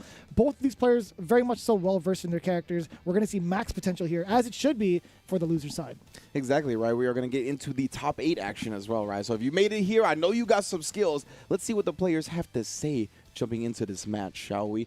Of course, we're going to start off with Apollo. Sending a Jobby M to losers was already a win for me. Being in top 8 is just a bonus. Damn. Looking forward to playing Arafon, rooting for Cape Town, the OGs. Wake up DP 24/7. I like that. Man, I'm a fan already. I like that. But let's take a look at what his opponent had to say. Arafon being one of the OGs. Apollo, I am coming for you. The first guy I played against regularly in this game. Let's see if we can blow Guile away. My man! Woo. I love the fact that all of these players have so much history against each other. We talked about that at the very beginning of this broadcast yesterday. They're all competitors in the same local area, in the same local scenes in general. These guys know what it takes to be or get the best out of each other, and I really, really enjoy that. Yeah, that's super sick, man. I can't believe they have so much history, right? We talked about how Rob and Brian alluded to the fact that their rankings might not be wild, but that's because they are lobby warriors. These guys play against each other all the time, whether it be online, whether it be locally. They know each other inside and out, and that is super sick to hear Arafon Pierce say that Apollo was one of the first people, the first person he played seriously in this game ever. So, I mean, that'll hold a special place in your heart. If you've ever played a fighting game, that first sparring partner you have in a game, you guys know each other more than anybody else is going to know each other. So I am very interested to see how that plays out in a tournament environment. It's always going to lead to something unorthodox, something outside the box.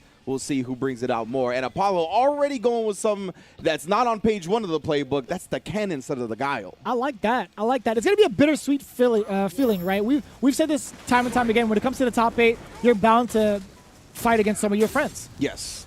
It is inevitable. And now we're already going to see Arafon Pierce try to control that mid-range game with the claw. That's how we get down. Apollo looking for some explosive jump-ins. Not going to find it just yet. Oh, boy. Beats to the punch on his crush counter button. And now a quick German suplex. Another one. From the Spaniard. Double German. Straight up old school. Oh. Not able to walk out of there. Okay, still gets the cross-up now. Apollo finding success in the jump-ins. There's been about 3 so far, but getting that one for that side switch as well. Oh, that was great. Also caught midair. No follow-through with the V-trigger. This is going to be all Apollo now. Apollo's got this corner. Arafon does have a V-reversal, but we talk about Vega's V-reversal. Not really that great in the corner. Oh, and not going to be coming into play whatsoever. Finish that off. Not even a meter necessary. Instead, building all the ball for himself, the hot stepper Apollo, making sure he finishes his plate. Again, those jump-ins paid off, man. 2 out of the 3 completely missed the mark, but all he needed was that one. When the thunder and lightning hits right before Let's Fight, that is prime. Now trying for their War of Swipe. R.I.P. Forgotten Temple, I should say. I miss you every day. Here comes Arafon Pierce now with the Rolling Crystal Flash, but still nothing really of it. I think it's just more so to possibly catch Apollo throwing out a normal. Yeah, but now Apollo's going to confirm it to the EX. Oh, yeah, recovered in time, not get punished. Oh, another German. He's made his way in, this time with a cross-up. Stay that butt in the corner, my friend. Yeah, neutral jump. Oh, what a snipe out!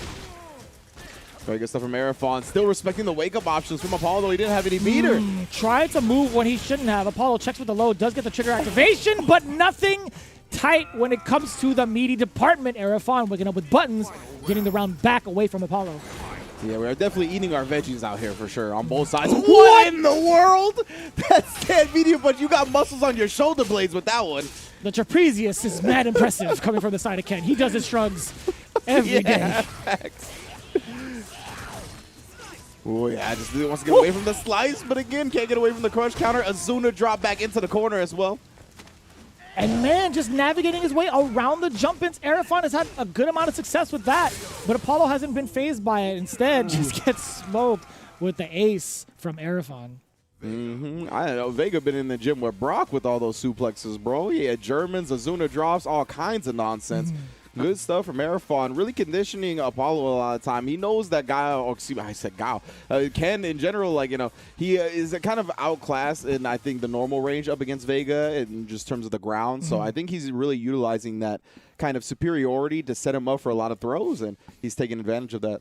Yeah, he's also taking advantage of a lot of other things with Vega as well, like utilizing that walk speed to get around any of the offense that Apollo presents, using an unorthodox way of anti-airing from further out, right? Sniping out with that EX Azuna drop was so good, so smart of him to do. Like, I was trying to anticipate what Apollo could have been looking for with that neutral jump, and it had to be, you know, trying to fulfill that contract of trying to slide, right? Possibly, you know, Vega's going for a slide or, you know, sliding to V-trigger or whatever, but for the most part, like, that neutral jump was not going to go unchecked. We saw that from Arafon one time already, so the fact that he has that under his or in his arsenal is already a crazy huge threat, and it was enough to push Apollo back into the lobby. Yeah, and Arafon, he did a like max range EX Barcelona roll earlier too. That could have been something else. He was looking to snipe out with a neutral jump of some kind, just something that would bring him across the screen very quickly, but didn't matter. He couldn't find enough snipes, and that's why we're going back to the Guile and bring out bigger, better firearms.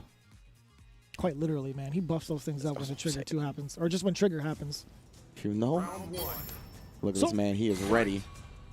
Avenging his in-law.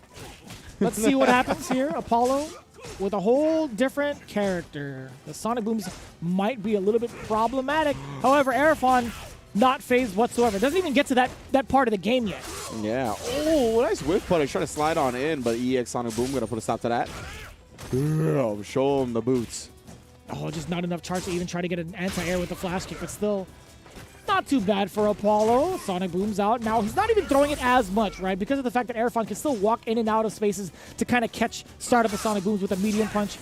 Oh, I like that. Yeah, going through it and then getting the counter here right there. My man Apollo not ready to take his turn. Oh, we got the flash kick though. Take his turn like that. And the low afterwards. Going to be big damage.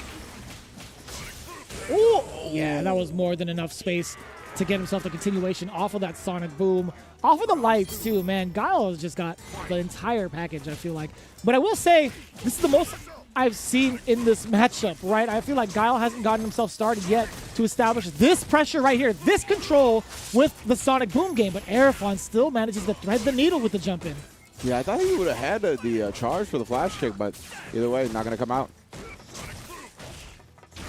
Oh, big boots over and over again. Gotta stay safe on the slide. The V-trigger activation, but oh my goodness, he keeps getting caught flinching. The bazooka knee, that was a perfectly spaced bazooka knee too. That was a perfect game for Apollo. 2 rounds straight, big changeup, and a whole different bag of tricks when it came to how he wanted to play it out. A little bit shaky in the beginning, right? He was getting pressured by Arafon rather early with a lot of the normal presence that he had in mind. Like forward fierces were punishing the roundhouses. Stand medium punch was checking him in neutral a lot of the times. But as soon as he got himself established, he's like, all right, well, I remember what my objective is in this match. I know exactly how I need to do, or what I need to do to set the pace and just play off of that. And that's exactly how he got those both of those rounds. Bruh, he is putting the boots to his chest. That's what I love to see. Denting his chest cavity. Oh, boy. And we've recovered. Oh, yeah, getting the dragon suplex this time. You got a German, I got a dragon.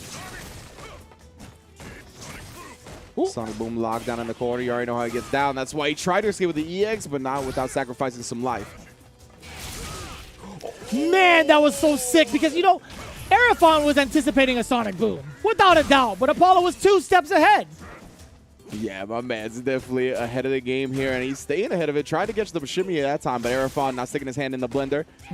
Still getting caught by a Sonic Boom here and there. Oh, no anti-air was there. Big jump in.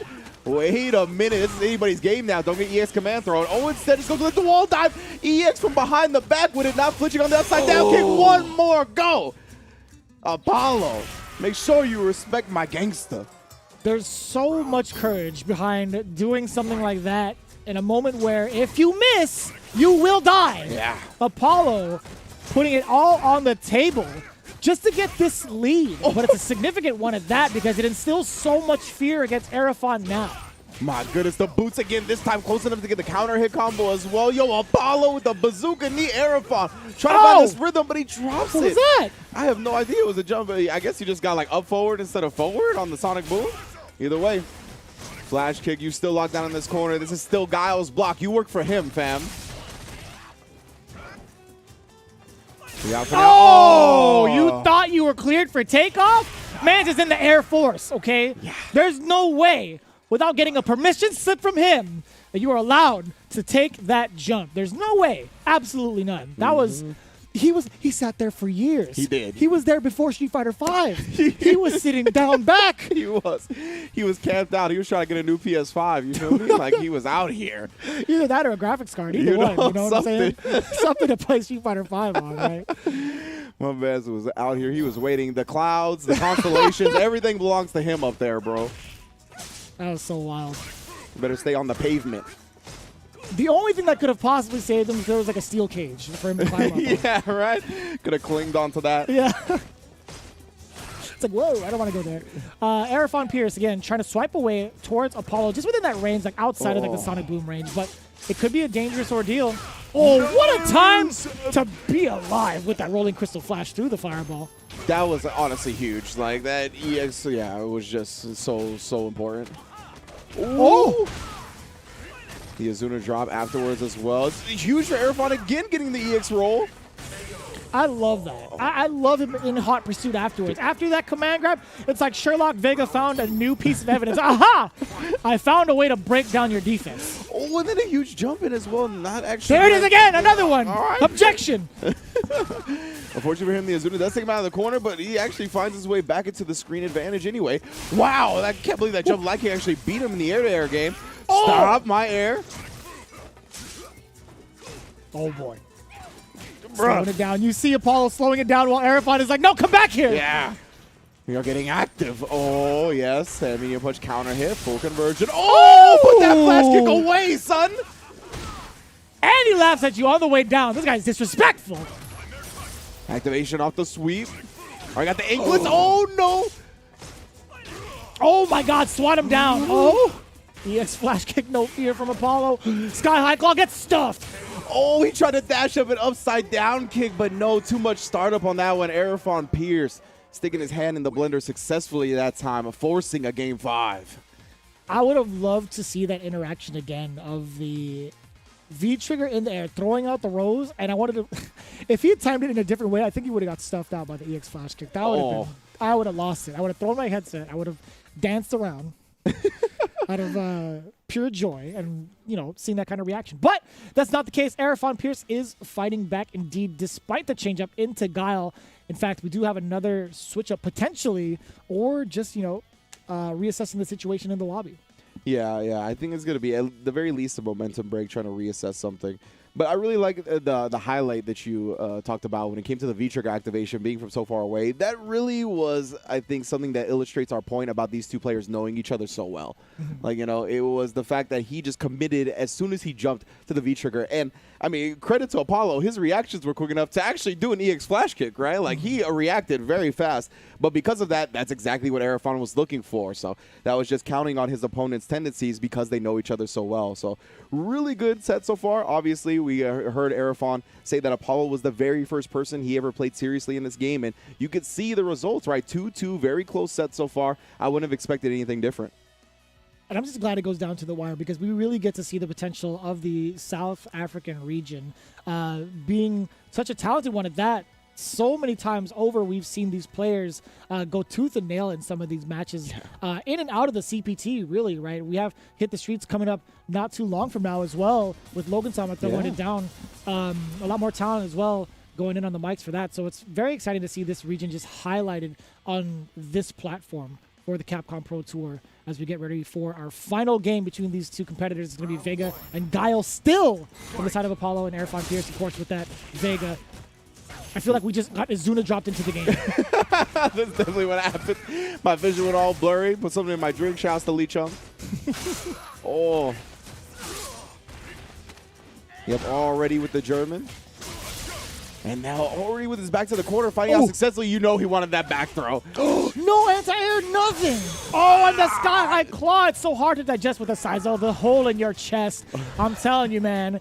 It's so hard to call out because the way that Erfan has been using the EX Izuna drop in general, you can't tell what's going to happen afterwards. Exactly. And I mean, Erfan trying to test him off the rip with another cross-up, but because he's not so close to the corner, gave him enough time to react and block properly, and that has led Apollo to quite the significant life lead to start this off. Oh, trying to erase that lead, though, in there with the Barcelona roll. There you go, checking properly. Wow, still managed to get the side switch via the throw. I feel like Apollo already kind of hinted at that maneuver, but Erfan was just like, you know what, just throw me, it's fine. Out of there. To the other side, it was a little weird. But anyway, EX to get right back in there. What a call out. Oh, you were a little bit too far out for the command grab, and what a block on the other side, but neutral jump. Oh, back is broken. That is Spinal. Calling off work today. Oh, my goodness. Go see the chiropractor, fam. Call him masseuse, something. You still got a round to do work in, though. You need some milk. All tied up. Final game, final round between these two. You have EX Sonic Boom to stuff anything that Erfan wanted to do. Ooh. No, out of the corner for you. Man, that hits heavy. That roundhouse coming in from Apollo, but Erfan swinging with his own. Finishes it off. The crush counter into the sweep. Here comes the side switch now from Apollo, keeping him locked down. Look at the chip happening before your very eyes. Can Erfan swipe out? He sure can. Yeah, and Apollo, you saw the neutral jump. You got to be careful with that. As long as Erfan has that EX, he can snipe it out, but another crush. Oh, gets the other side, against the cross under throw. Wow, Apollo showing no fear. Just still has a Sonic Boom ready. V-Trigger activation just resetting. Oh, and he caught him flinching. Not enough mirror to kill him off just yet. But still, this is all Apollo here. Oh, the Dragon Suplex is what he needs to finish it. I can't believe he made that comeback to eliminate Erfan Pierce here at top 8. Yeah, that was a tough L. That was a tough L for Erfan for sure, There was so much meter on the side of Erfan Pierce. That's like the most heartbreaking thing too, because there were so many times where he could have just let it rip. Yeah, he could have just let it rip, but that's just how it be. I thought the overhead was going to be the end of him too. Like it was just at that magic pixel where he just had nothing left, and he was still able to. Apollo was able to just walk up and throw him. He was shook towards the end. He was 100%. Oh man, it was just like one of those situations you talked about it, right? Having so much meter, you feel like you start getting thirsty to get those normals out. He just kept getting counter hit, and Apollo, we talked about that before, right? You just got to pick your spots a little bit more carefully when the tendency is so heavily skewed on one option. And because of that, Apollo knew the fact that you were looking for that and just never let him got there. So big ups to Apollo, able to make that comeback and move on to losers quarterfinals to face Sunny. And then, of course, we got one more losers round 1 top 8 match. That's going to be Goba on the Honda going up against Jabi M on the Karen, who looked like a monster. And, I mean, Apollo's still in, though. Remember, Apollo is the person that put Jabi M into losers in the first place. Oh, yeah, and he was very much so proud of it. But the thing is, it's like, he was just happy to be in top 8. He's still going in there. He's still keeping the dream alive. And with that, the dreams of his fellow comrade through Erfan Pierce, right? Again, being longtime friends. There's just something significant when it comes to moving on in the bracket with that extra hopes and dreams on your shoulders, right? It's very anime-esque. Yeah. No, these players definitely get the power up off stuff like that. I mean, Goba, I just want to talk a little bit about real quick before we get into the quotes. We saw him in that first game yesterday in Winners Top 8. Looked a little lost, right? Looked a little lost, kind of got washed up a bit. Talked about washing his opponent, ended up being the one that was clean. But losers bracket, my man's came out firing. Yeah, the chops, the hands, fed him every single thing that he didn't want to eat. So we'll see if Goba can kind of keep that momentum up. But he's got the toughest task that we think is going to be available to take on in this bracket. Let's see what the players have to say. Very excited to see it. Let's take a look. Goba says, as long as there's no Ryu, I'll watch this guy easy. The look on his face, too, is just, man, it just tops it off perfectly. Yes. Yeah, I'm so serious. And Ryu is the character he lost to yesterday. So that's why he says this. So big ups to Goba. I love the confidence. Let's see what Javi M has to say. Our favorite coming into this. I have a community helping me out, so I'm more than prepared for the Honda matchup. First to 3 is where I feel more alive. So if you're 2-0 down against me, well, good luck with that. Damn. Okay. He's like, I'm going to seal it. You're not going to have any comeback chances. And he said first to 3 is where he feels a little bit more comfortable, right? So even if he is unfamiliar with this Honda matchup, he says he's prepared, right? He's got a plethora of people seemingly informing him about the matchup. But just in case, he does have that extra game to get that intel and adjust. That's just how Karen players be, man. When you have at least one game, there's always that shot to make that comeback happen. We've seen it time and time again through a plethora of Karen players. But for the most part, there's something about Goba. There's something about his aura that makes me feel like he might do it today. Ooh, really? I mean, I love the confidence. And, he's coming out. He said, as long as there's no Ryu, I'm good.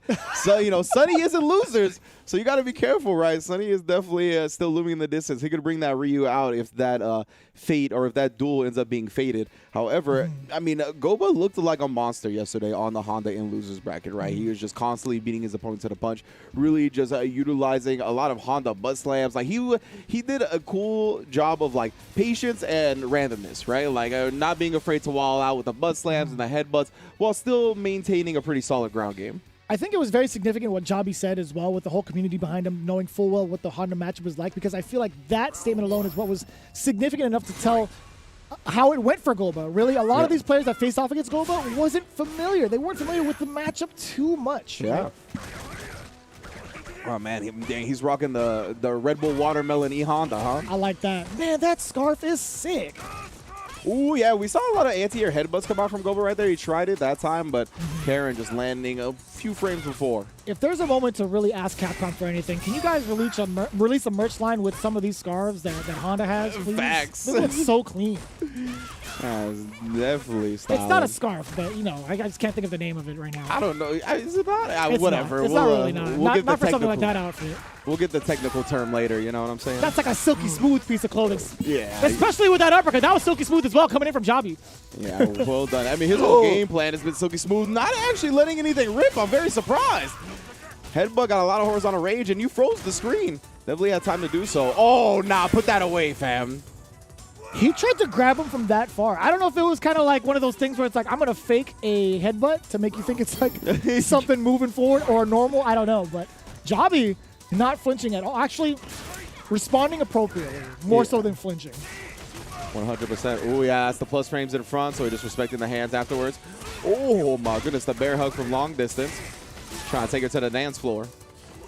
Oh, again, trying to take it to the dance floor. Activate off the sweep into the throw. All right, now we're going to be able to start pushing him towards the corner, put the hands on him himself, try to get the reset. Oh, my goodness. Found his weakness right there, the throw tech scenario. This time, he conditioned him to not reach, so he gets the throw. Reversal to the other side, doesn't quite get the punish he's looking for. EX butt slam, this is still anybody's game. Oh, no confirm off that jab. We got to confirm there. Down forward, respecting it, but he challenges, and of course, more than enough meter to take him down. Jabi M still clutching out that first game despite the danger in the distance. Goba took a half step too far. The thing is about Karen is that she deals damage like a truck, and it comes from the most subtle hit. Crouching medium punch to catch you slipping. That would have been an excellent time to get yourself started with at least an Ochio setup or at least any sort of throw to kind of keep Jabi guessing, but a little bit too far in there was Goba. He kept it closer than most, actually. Most of the time that we've seen Jabi play, it's been a complete steamroll. Yeah, absolutely. Jabi has seen very little resistance, very little obstacles here so far. And Goba did a good job presenting some issues. Oh, my goodness. That was quite the crush counter anti-air. And he side switched to keep him in the corner. My goodness. This is Jabi's world, and you're just living in it, fam. Reset. Oh, he got him reaching and then threw him anyway. That's it. I'm calling it right now. I'm going to call it as I see it, man. There was just so much control and confidence coming from the side of Jabi. He knows full well what to do to dispose of Goba. Thing is, there's a different side of Goba. Oh, my God. He's got him shook. His ankles are actually broken. Stop the fight. He can't even continue anymore. Wait a minute. Here comes the offense now from Goba. I was just going to say, his offense is highlighted more so than his defense. Yeah, but we'll see if it even comes out. Right, that's what we talked about with Goba a little bit. He seems to get nervous on defense, cracks a little bit earlier than some of his competitors, but his offense is quite potent. He's got to get there first. Against someone with a defensive Javi M, it's tough. Oh, and we talked about the EX bust slams, not being afraid to bust out with those either. He's got no more meter. Hands after the tech throw scenario and that random headbutt. Let's go. You ain't going to do nothing. Oh, we tried the headbutt again to stuff that forward approach.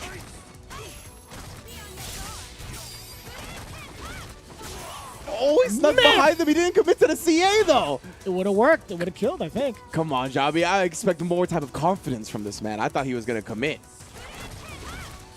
Oh, plus frames.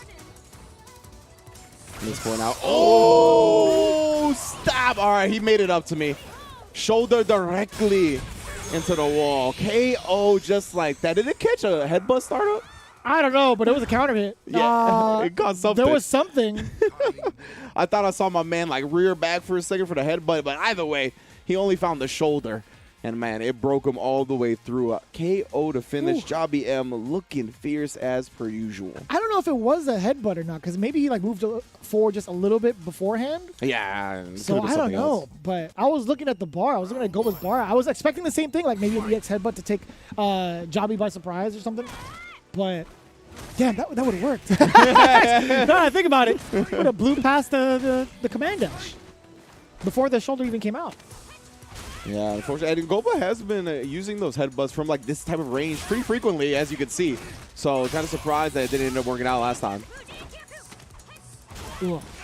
Again, very close call, I would say, from that last round from Goba, but Javi's done a great job so far of keeping it at least contained as much as possible. Despite being in a slight deficit, he does have the advantage 2-0. Yeah, exactly. And that anti-air on the cross-up has been so consistent. Really good stuff from Javi M. Let's say life deficit, excuse me. Oh my god, get out of there! Oh, and then he got counter hit on the other side, trying to take his turn back after the whiff headbutt. Oh, didn't believe. Yeah, got the counter hit. Surprised there was no confirm there. You're dead! Oh, don't try to wind up in my face. Javi M, CA Raw. And now my man is on set point. I was going to say, spun him around, making him look like a donut. But, you know, Goba, a little ambitious there with the charge up in front of Karen's face. Problem is, with that full critical art, there's no armor to spare when it comes to a maneuver like that. And when it comes to Karen players, man, usually they got good reactions, right? They're good at whiff punishing, they're good at confirming. So doing something like that in the face of him is not going to be easy. And that's the second time we saw Javi take a two-step into Goba's face for that throw. Goba's trying to find that discipline so much not to get that throw whiff out there. But you got to prepare yourself for the footsie game, too. My man is scuffing the dress shoes right now. No respect. Oh, just the dash up. No check, though. Javi M has, just been bullying Goba here. You got to fight back. Gets the low. That should be the kill. Well done, Goba. Not going quietly into the night just yet. That was glorious. Nice work, keeping it alive. Goba getting around on the board this time. Not going out without a fight, but it's still a long hill to climb up if you're Goba. Big confirms here. We got the corner as well. Oh, yeah, back-to-back with the throws. Of course, the butt slam busts out. There was a reversal on the side of Javi. I wonder what it could have been. If it was EX Senha, obviously would have been out clean, but that wasn't the case. Oh, my God. Just in case you wanted an encore. Know what I'm saying? You're actually hella dead. Yeah, that's like me and Vicious, we were just waiting to see what exactly his life would be left at. Unfortunately, there was none. None remaining whatsoever. Javi M are going to be moving on to losers quarterfinals in the fashion that we kind of expected him to be honest. He is definitely, I mean, a lot of people have respect for him in this region and beyond, and he's thought to be the strongest competitor. And I mean, that's exactly why he put it on display. And big shout out to Goba either way with that confidence coming in from the top 16 into the top 8. So long as he comes back, we get to see a quote now where it's like, as long as it's not Ryu and Karen, it's going to be a wash. Easy. I'm looking forward to seeing him again for any sort of play in South Africa. But as it stands right now, we have our top six remaining. Crazy Gun Jack versus Billy Date in the winners finals down below for the losers quarters. It's Sunny versus Apollo, then Ren versus Jobby M. Indeed. I'm looking forward to every single match that we got here in our top 8 for South Africa. The region has been showing out as we expected them to. And, of course, if you're looking to show out in the North America region, you can go to compete.playstation.com to compete in the Summer Winathon in that open series. Again, for all our NA heads, you can go to that website, find out more. It's going on till August 31st, so you don't got much time left, but get your games in while you can. Again, big ups to PlayStation. And if you want to find out any and all things in the competitive video game sphere regarding PlayStation, hit that compete.playstation.com. I know that's for the North American heads out there, but we also have something for you folks over in the other side of the world going on right now with Street Fighter Duel. The Capcom authorized mobile game Street Fighter Duel is now available for download in China, and a global version will be coming soon. Keep a lookout for more news on the global release and get ready to join the journey with millions of players to find out who is the best fighter in the world. Yes, indeed, indeed. We're going to give you a chance to do that, of course, as we're going to take a quick break here on Capcom Fighters. Do not go anywhere, because I think we'll be back with Apollo versus Sunny. It should be a good one. Yeah, I think we'll be back in general as well, so don't go anywhere. Right here. Time to fight, time to fight. Never give up, we won't retreat. The ones who stand after defeat. So fight, time to fight. Glory waits for those who fight. We unite, we are Street Fighters.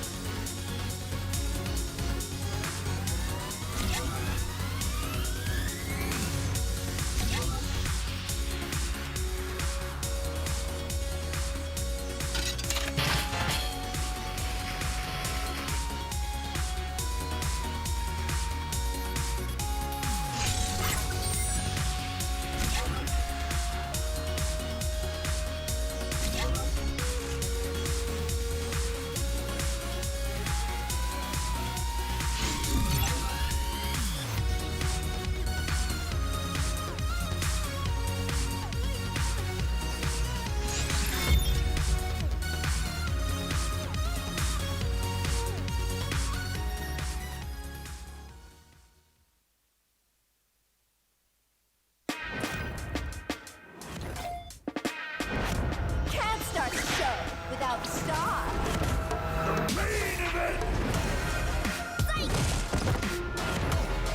Light it up. What a power to the earth. See what I'm really made of. Pleased to meet you. The honor was mine. I'll settle this.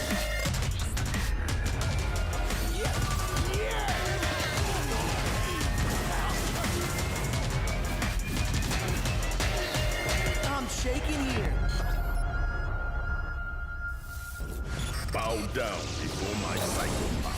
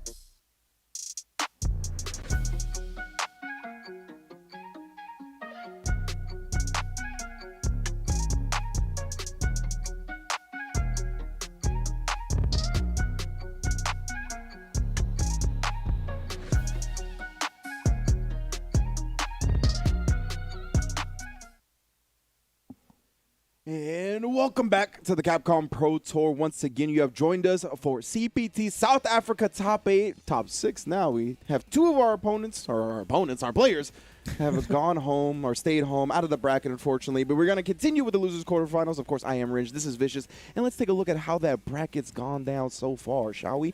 As you can see, in our winners finals, it's going to be Crazy Gun Jack versus Billy Date after a 3-2 Pixel versus Pixel game in that first winner semis match. And then Billy Date running over Sunny 3-0 in a very opposite fashion of our first winner semis. And then, of course, losers round 1. Apollo squeaking by Arafon Pierce 3-2. And then, yeah, same story, right? In our second losers round 1, Javi M kind of running over Goba to put himself in losers quarterfinals. And we're going to pick up on that Sunny versus Apollo match now. We're starting to see a little bit of a trend here, but it might be a little different with Sunny versus Apollo, keeping it or seeing how close it was earlier. But Sunny now coming in from his performance in the winner's side, right, falling short significantly to Billy Date, right, both with the Bison and the Cammy. Not even the character he chose to play with in the top 16, that Ryu, not finding that mark yet. But we'll see if it's going to be a whole different story, as Apollo has been doing great work with Guile for the most part, right? The Ken pick came out from the first game between him and Arafon. Yeah. Didn't work out too hot for him, no pun intended. I actually did not mean to do that again. Yeah, since yesterday, but anyway. It happens. Apollo versus Sunny, right? It's going to be very interesting to see. I want to know who Sunny is going to pick going into it.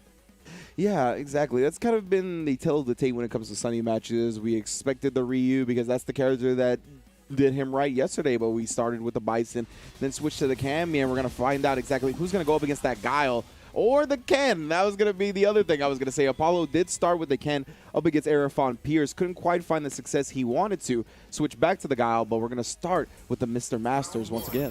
Whose colorway is this? I always forget. I know Big Bird rocked this for a little bit, but then he went straight to like the purple one. I don't know, but it's nice. Or was it the I like yellow it. one? Man, I can't remember now. It looks great. This is great. The fact that they both have their options coordinated, they called each other the night before. Most definitely. Pick that same color. This is a team kill. And so you see the V set coming in from Bison, right? Having V skill 1, also trigger 1, you're going to see a lot of explosive damage and being able to nullify things like the fireball in case Ken were to throw it out. Man, that's a lot of dashes coming in uncontested, but no phasing Sunny. He's going to be nice and chill about all of it, being able to get at least an opening. And EX scissor kicks to catch Apollo slipping. No use of the trigger whatsoever for this Ken. Yeah, and you know, we actually saw Apollo rock the 2-2 on the V set earlier. He's rocking the 1-1 now. I guess for some of those enhanced fireballs, gets the knockdown, but can't really make much happen afterwards. Ooh, backdashing on the scissor kick, well spaced. Apollo still got a long way to go though. He's trying not to be linear about this, not to be desperate about his approach, but ooh, good cancel. At least made him block. Didn't commit to the V-break afterwards. Oh yeah, swiping out of the air. That is his territory as well. Sunny had so much time to react to that. Apollo has not found his ground yet when it comes to this matchup against Sunny. EX uppercut Smart stuff from Apollo right there. Knows the horizontal range, but confirm off that crouch medium kick. Tries to get him with a throw bait, not reaching. Well, you can see the walk back. Maybe Apollo could pick up on that. Use the crouch medium kick after the crouch medium punch next time. We'll see. Oh, yeah. Clean anti-air. As expected from the Shoto, Apollo very much so ready for the air approach, but hasn't really fully broke down Sunny until that read. That was very nice, anticipating the EX scissors. Sunny is now close to stun, and he knew it as well. Important tech. Another important tech. Yeah, tech for his life in that round that time. Oh, but another neutral jump this time, catching the Psycho Axe. Yeah, that's the thing. Bison's got a plethora of options that kind of take him forward, heavy commitment options, and because of that, Apollo exposing it. Wow, respecting the super late Devil's Reverse right there. Yeah. Oh, I thought there was going to be a clean DP, but instead I Crouch thought Fierce. so as well.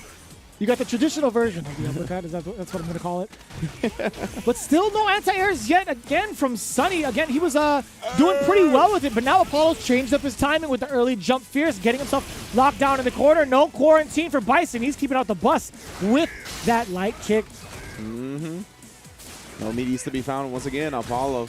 We'll see if he kind of makes that adjustment later on. We'll see maybe a neutral jump or two from this distance. Ooh. Instead, he's really been switching up and going with the forward jumps. Oh, meets him in the middle. Doesn't confirm the stand medium kick with a target combo, but it's all right. Ooh. I like it. I like damage. it. Here comes the activation. V-reversal not finding the mark. There is an important tech yet again. Almost dead even when it comes to life. Not anymore. Well, no big conversion. No confirm on that crush counter Fierce. Very surprising. He even has the V-trigger one, or excuse me, the V-skill one. Oh, no. Oh, no confirm off that crouch medium kick. I thought we were going to holla at Momochi. Oh, it's not going to be the case. Oh, the crouch Fierce on the teleport Devil's Reverse? Nah, son. That was perfectly timed. Literally appeared into a fist. That was nasty. I felt that crush counter. He's like, why confirm off a low forward when I can outplay this, man? Bah! That was a perfectly timed crouching Fierce from the side of Apollo. Damn! That was cinematic, bro. That was a movie moment. Man's actually just teleported into his Fierce like that. That was so cool. That was actually pretty sick. Apollo knowing full well how that trigger sequence plays out for Bison, right? You should know by now what's going to happen when it comes to like the Devil's Reverse. Exactly, right? Making sure he kept that at the forefront of his mind. It's easy to get caught sleeping on stuff like that, but no, not today. Oh! There's so many sequences where Apollo has the opportunity to uppercut and he just hasn't taken it. But despite all that, he still maintains this, this current advantage, right? With one game above. Oh, the slide on in this time. I like this from Sunny, switching it up a bit because he'd been mainly approaching from the sky. EX to interrupt as well. He shifted to the corner, got the slowdown, takes him out of it. And Apollo still got thrown for it. Okay, a nice little escape coming in from the lights, right? Just a little bit of pressure now coming from an Apollo. Trying to bait out anything, really a throw bait or normal. Damn, he was looking for a crush counter, finally found one. Wasn't even via a throw bait. Finished that off with the EX. Oh my goodness, too much scaling. Overhead will kill. Yeah, and the block, he already knew it. Sunny was well prepared for it, but no full conversion, right? He saw the light kick happen. Ooh. Yeah, I think he needed the counter hit to convert for the EX legs, and unfortunately, yeah, it was just a regular recovery. Oh, outside of it. Yeah, okay. Again, Sunny wanted to go for that V-trigger activation. That was pretty much evident, but Apollo was just always looking for that. He was already ready, moving himself out of that space for the whiff punish. Great look from Apollo. Oh, wow, what a crouch Fierce right there. Big anti-air. It's a dangerous button to press up against someone like Ken with the great jump Fierce, but it paid off that time. Oh, speaking of jump Fierces, Sunny finding his own. Oh, he's Cycle Blast to at least keep the plus frames. Oh. Man, and look at the amount of life that has just been dwindling down based off a chip alone. Apollo making another solid read in the corner this time with that jump. EX uppercut, not going to be a great deal, but no punish! Oh, that's so unfortunate. Sunny dropping two opportunities right there. And now he's in the corner. He's got to play defense. Are you going to sacrifice some of his V meter to get out, or you just play it honest? Trying to play it honest right now. Gets counter hit. Now you got to guess for the game, man. One hit's going to lead you to stun and death.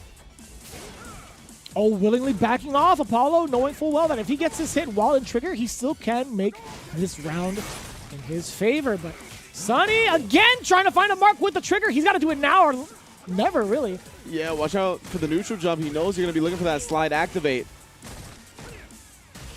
Oh, he got caught reaching again. Apollo teaching him yet another lesson. Today is his day. 2-0 to start off, of course. He's not out of it just yet. But my man is struggling. It's definitely a struggle. Like, he's looking for that activation of a V-trigger so many times, mostly from the sweep, the slide. Yeah. There's got to be other ways you can go into it, right? I understand, like, you want to kind of maximize the potential. You want to get a clean hit to get into that full sequence and spend that bar. But the fact of the matter is, like, if you're trying to keep it that obvious, Apollo is going to be ready for it. And then once he finds out that you stop that strategy, he's going to close the gap. He's done that already 2 times over in this set. Yeah, he's done a real great job staying just outside that range. And again, damage left on the table for Sunny. It's definitely been a big hindrance in his game plan. Yeah. Quite a detriment if you're leaving that much damage as Bison, right? You are dealing damage, hit or block, no matter what, right? He does a fine job of getting the chip damage. But at the same time, if you're letting Ken rock the way that he's rocking right now, you're eating way more damage in that little amount of time because he is explosive. And Apollo is making every inch of it hurt right now with the stun on deck. Boom, boom, that's it. More than enough without the bar. Fire. Apollo now on set point. 1 match away from getting into that loser semifinals. Ooh, for maybe a faded run back with Javi M. Right now, of course, Sunny's still in this. Looking bleak, but this is the stuff legends are made of. No confirm on that time with the entire combo. Oh, let's go. This time, Sunny does confirm the crush counter. V-shift doesn't actually get the slowdown because of the throw whiff. It's a hit from way beyond the arc, too. Sunny making that calculation correctly against Apollo's jump out option. V-shift again, trying to get that distance back. Look for a crouch fierce, couldn't find it. Got the throw after the stand roundhouse. And now just backing on up.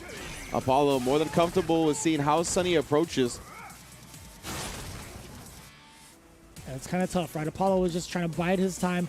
And outside of the ranges, too, where he's trying to look for the sweep. Yes, that's great for Apollo. He's so good at staying just outside that sweep range. And then the EA spot. But oh, no, he tried for another crouch fierce, but we talked about it. That's not a consistent anti-air. You still managed to find the light kick after that jump fierce was blocked against Apollo. Sunny, you madman. Oh, he tried to catch him reaching. That would have been the entire set. Good discipline from Sunny right there. Oh, but he's getting hit. All this free damage from fireballs. There we go. Hell attack. Nice. Oh, he's stuck behind him with the V-trigger dash. One more time, one with the back roll. V-shift gets him out of his cycle. X not going to be there. The throw will take him down. Apollo 3-0 over Sunny to put himself in loser semifinals.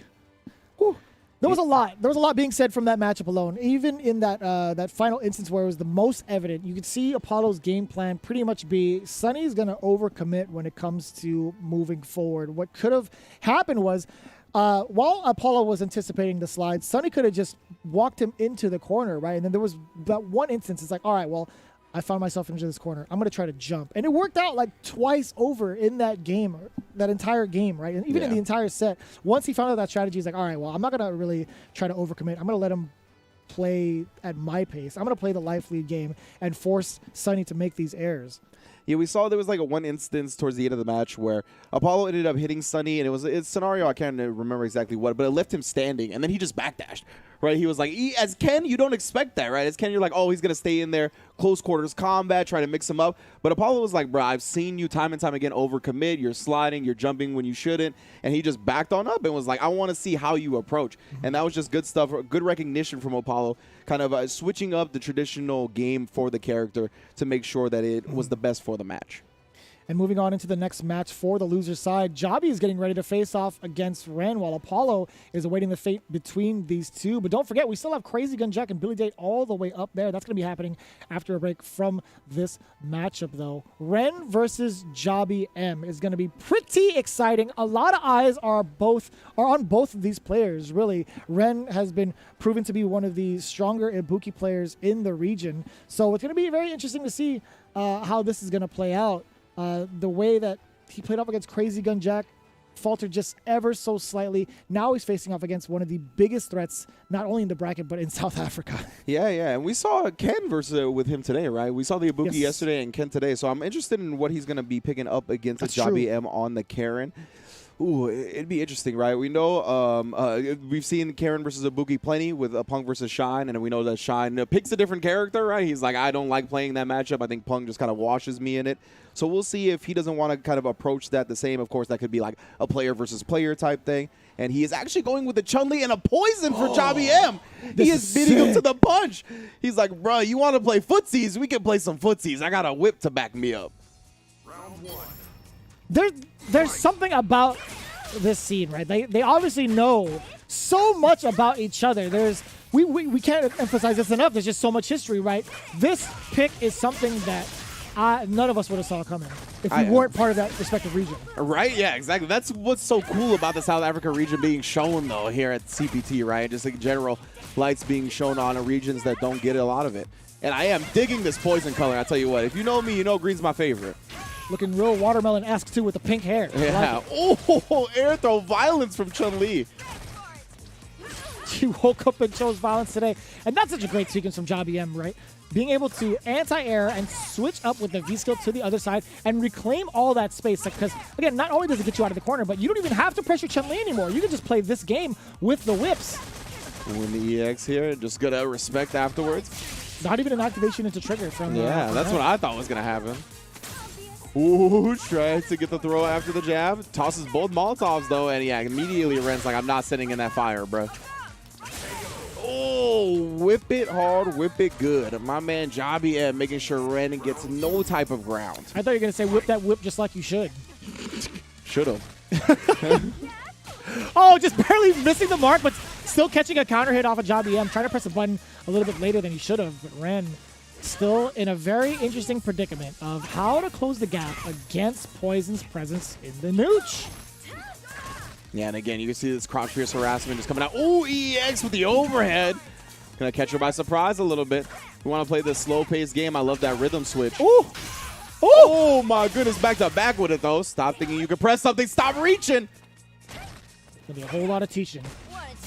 Activation time. Oh, Yes, what sir! a response. The EX SBK. This is all Ren in this round. My goodness. Ren 100% ready for any sort of flashes. That was a great reaction and a great rebuttal against Jobby M. Not letting him get his stuff in for free, right? You got to earn your hits. He got caught off guard once with that EX. Not happening again. Oh, get down! Another sick air throw. That was. I just love the fact that she get down. It's so good. Oh, man. Plus frames on that, on the heart rate, EX. And again, the whips all day, every day. Oh, the EX going to be busting out. Activation from long distance.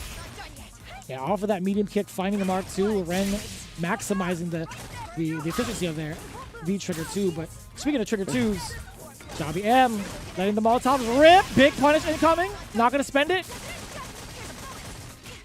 Yeah, exactly. -2 taking a turn back. Oh, my goodness. Oh, he dropped it. Oh, that was a significant drop, too. That was roundhouse legs. That's definitely a heartbreaker for sure. Good stuff to Jobby M, though, making sure he was ready to take advantage of the situation as soon as it was presented.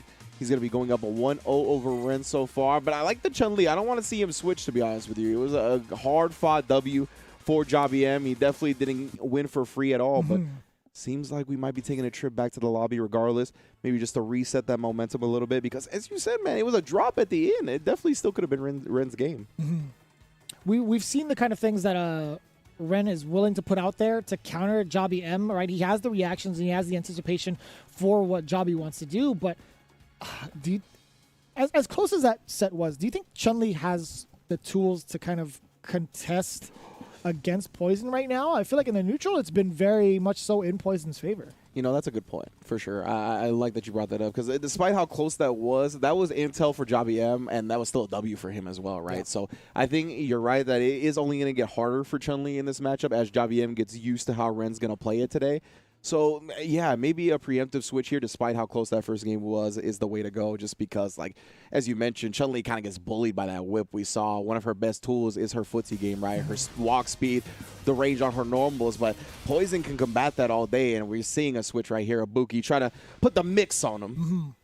I like that more often than not when it comes to Ren, right? Not wanting to play the neutral game as much, but if he manages to sneak in that offense, we've seen what he did with Chun-Li in that corner.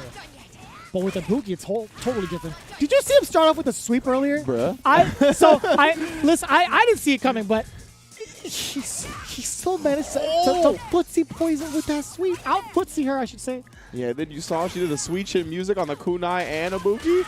That was wild. A super kick even the Young Bucks would be proud of. Oh, try to get her with a throw bait. Not going to happen. Oh, my. Oh, whoa. What is happening? Whoa. Car wheel.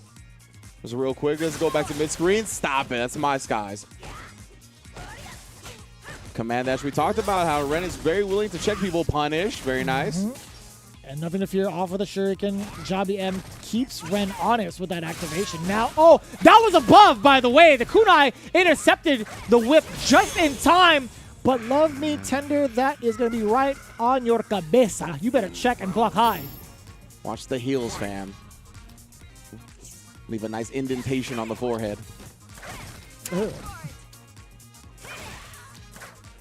Oh, and you see Jabi M still keeping that presence of mind to not overextend with the whip, right? Still within range to get that crouching heavy punch, and then once he gets in that range, or sees Ibuki within range, kind of halts the momentum a little bit. Nice. This is good stuff from Ren. Oh, tries to sneak in the overhead. Not going to happen. And Jabi actually counter-hitting him afterwards, going with the crouch medium kick. Thought he would walk back. Oh, yeah, the air throw. Way to stop Jabi M. No, you thought it was coming. Oh, it came back. Shrew can always come back. Got to remember what the legendary Zyclops said, bro. That's true. Very, very true. Okay, well, big turnout here for Ren, getting himself a round on the board against the likes of Jabi M. There's something about the way he wants to play the neutral, and Ren is just not letting him do it. And I think Ibuki is the perfect choice for that, being able to close it out in the skies, play the neutral game just as well. And then again, the whip just interrupting everything that Ren wants to do. So again, look at this. And when is it going to bust out? I knew it. Them ankles are on your dome and not in the way you like it. Gonna be able to knock down here. Oh, and then the Hurricane Rana. Oh, my God. Is that Hurricane Rana? I was thinking, like, isn't that when they, like, kind of spin over, too? When they... That's more of a Frankenstein. Okay, that's what I was thinking of. Like, did I get those mixed up? No. Hurricane Rana is when you hook the legs. So she don't really hook the legs like that. You know what I'm saying? So that is definitely a traditional Frankensteiner style. I was curious about that. I was like, wait a minute. Am I old and forgot about all these wrestling moves already? I was like, come on, man. You got me guessing. Just as much as Jabi's keeping Ren guessing, really, when it comes to offense. There hasn't been too much in that round that we saw where Ren had an answer to. This is where Jabi kind of keeps that ambiguity going and is keeping himself at a hefty lead, 2-0 right now, making sure that it's not just the whip that's talking. He's utilizing every special move that Poison has as well. Again, especially that Love Me Tender so many times with Bar. Oh, nice stuff. And then checks the legs again. Gonna get the overhead. Oh, back to back with it. Not gonna quite get the stun. I really wanted her to see stars after that. But instead, she's gonna be able to fight out in this corner. Shuriken always come back. Love me 3 times. My goodness. Oh, boy. EX kunai to stuff him again. Oh, committed to that. But yeah, have the Molotov to cancel into. Oh. Damn. We saw the couch drops come out for the first time and then just stuffed what you try to take to the skies. Forget a jump back jab. I'm going jump back roundhouse. Oh, we're getting it on the ground as well. Nasty. That hurts, bro. Oh, the iceberg slim. What? Yeah, committing to the V-break as well. -2 after. Ren trying to take her turn back. Jump back jab to reset. Oh. Nothing of that counter hit. Stand medium punch, but it's going to be within range. Yes. Oh, the couch drop hit her on the way up. I was looking for a setup. Oh, boy. This is dangerous territory. Yeah. Oh, she's trying to V-shift the Shuriken. That was a really good idea. It didn't work out. Backdash got clipped by the overhead as well. Couch drops on the ground. Oh, just wake up with the CA. Gonna go right behind it. Watch your back, fam. Thanks for the meter waste, too. That was absolutely crucial. A couple of slight mistakes. Real evident ones there from Jabi. Trying to get away from the Shuriken at the wrong time. And also Ren having the right conscious of mind to get the mix-up, the left-right mix-up going, and ended up on the other side instead of, doing a fake cross-up. That could have spelled death immediately. But it was a risk Jabi was willing to take. With the amount of advantage he has on the board. Exactly right. It's such a hefty lead. He was like, you know, I can afford taking a risk like this. He already has 2 bars, by the way. Wild, considering he did spin that last bit of meter he had on that CA attempt. Cannot believe he's built so much meter back in this short amount of time. With the amount of life he has, too, he's taking very little damage, and he's already taken advantage of Ren. Yeah, and again, you cannot activate that for free on a JBM. He's going to be ready with the punish every single time. Checks the dash on the other side, and then it's like, oh, you're going to go into the corner myself? All right. Make you earn this space back. Blocks the overhead. Confirms the combo. Just ready for every single angle of approach that Ibuki had. Looking like the best of both worlds, right? Having a Punk-esque Karen, being able to whiff punish and get those very explosive opportunities. Then a lot of control like Idom when it comes to that poison play. This guy is the best of both worlds, man. He's one of the best for a reason. These guys have really chalked it up in terms of like how Jabi M performs, and a lot of these folks that have been talking about him aren't wrong so far, making his way past every single body in this loser's run. Yeah, big ups to Jabi M so far. We are going to be seeing more of him, and you could be on that skill level that Jabi M is as well, but you got to put the work in first, and it all starts at compete.playstation.com. You can enter into the Summer Win-a-thon to compete until August 31st. Get your Street Fighter V on, and you can find out all kinds of stuff regarding the video game competitive sphere over at PlayStation, compete.playstation.com, that is. So big ups. It's going on to August 31st. Get it in while you fit in.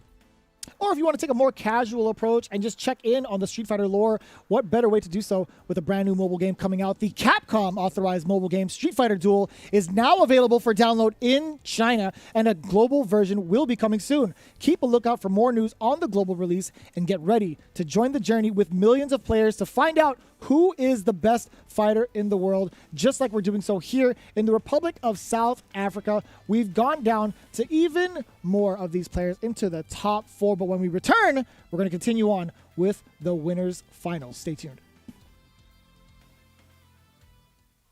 Time to fly, time to fly. Never give up, we won't retreat. The ones who stand after defeat. So fly, time to fly. Glory waits for those who fight. We unite, we are Street Fighters.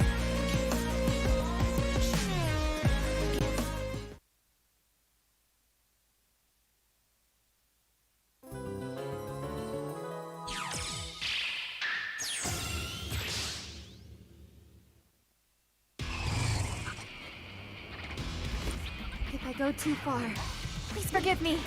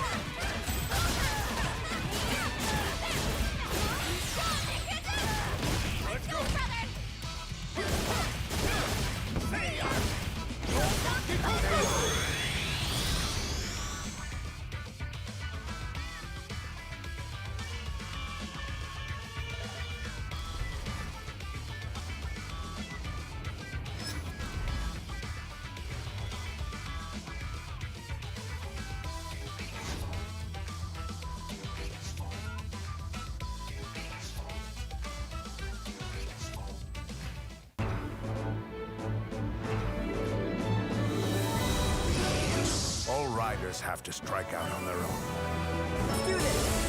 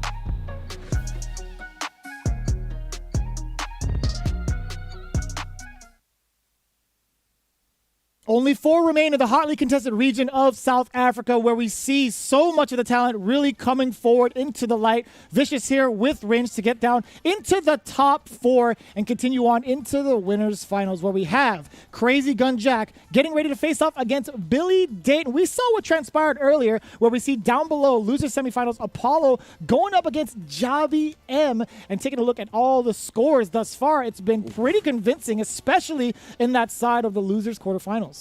Yeah, I can't wait to get to that Apollo Javi M match, and we'll talk a little bit about it more when we get there, because we're going to start with the winners finals, which is going to be Crazy Gun Jack versus Illusion Billy Date, who will have a date at Capcom Cup indeed, right? Crazy Gun Jack is going to be rocking that Balrog, as he's been doing time and time again since we saw him in top 16. Of course, Billy Date, we saw the Zeku yesterday, we saw the Nakali today. According to our intel, he's got a Manat and Ed in the wings as well, so we'll see what he goes with up against the Boxer.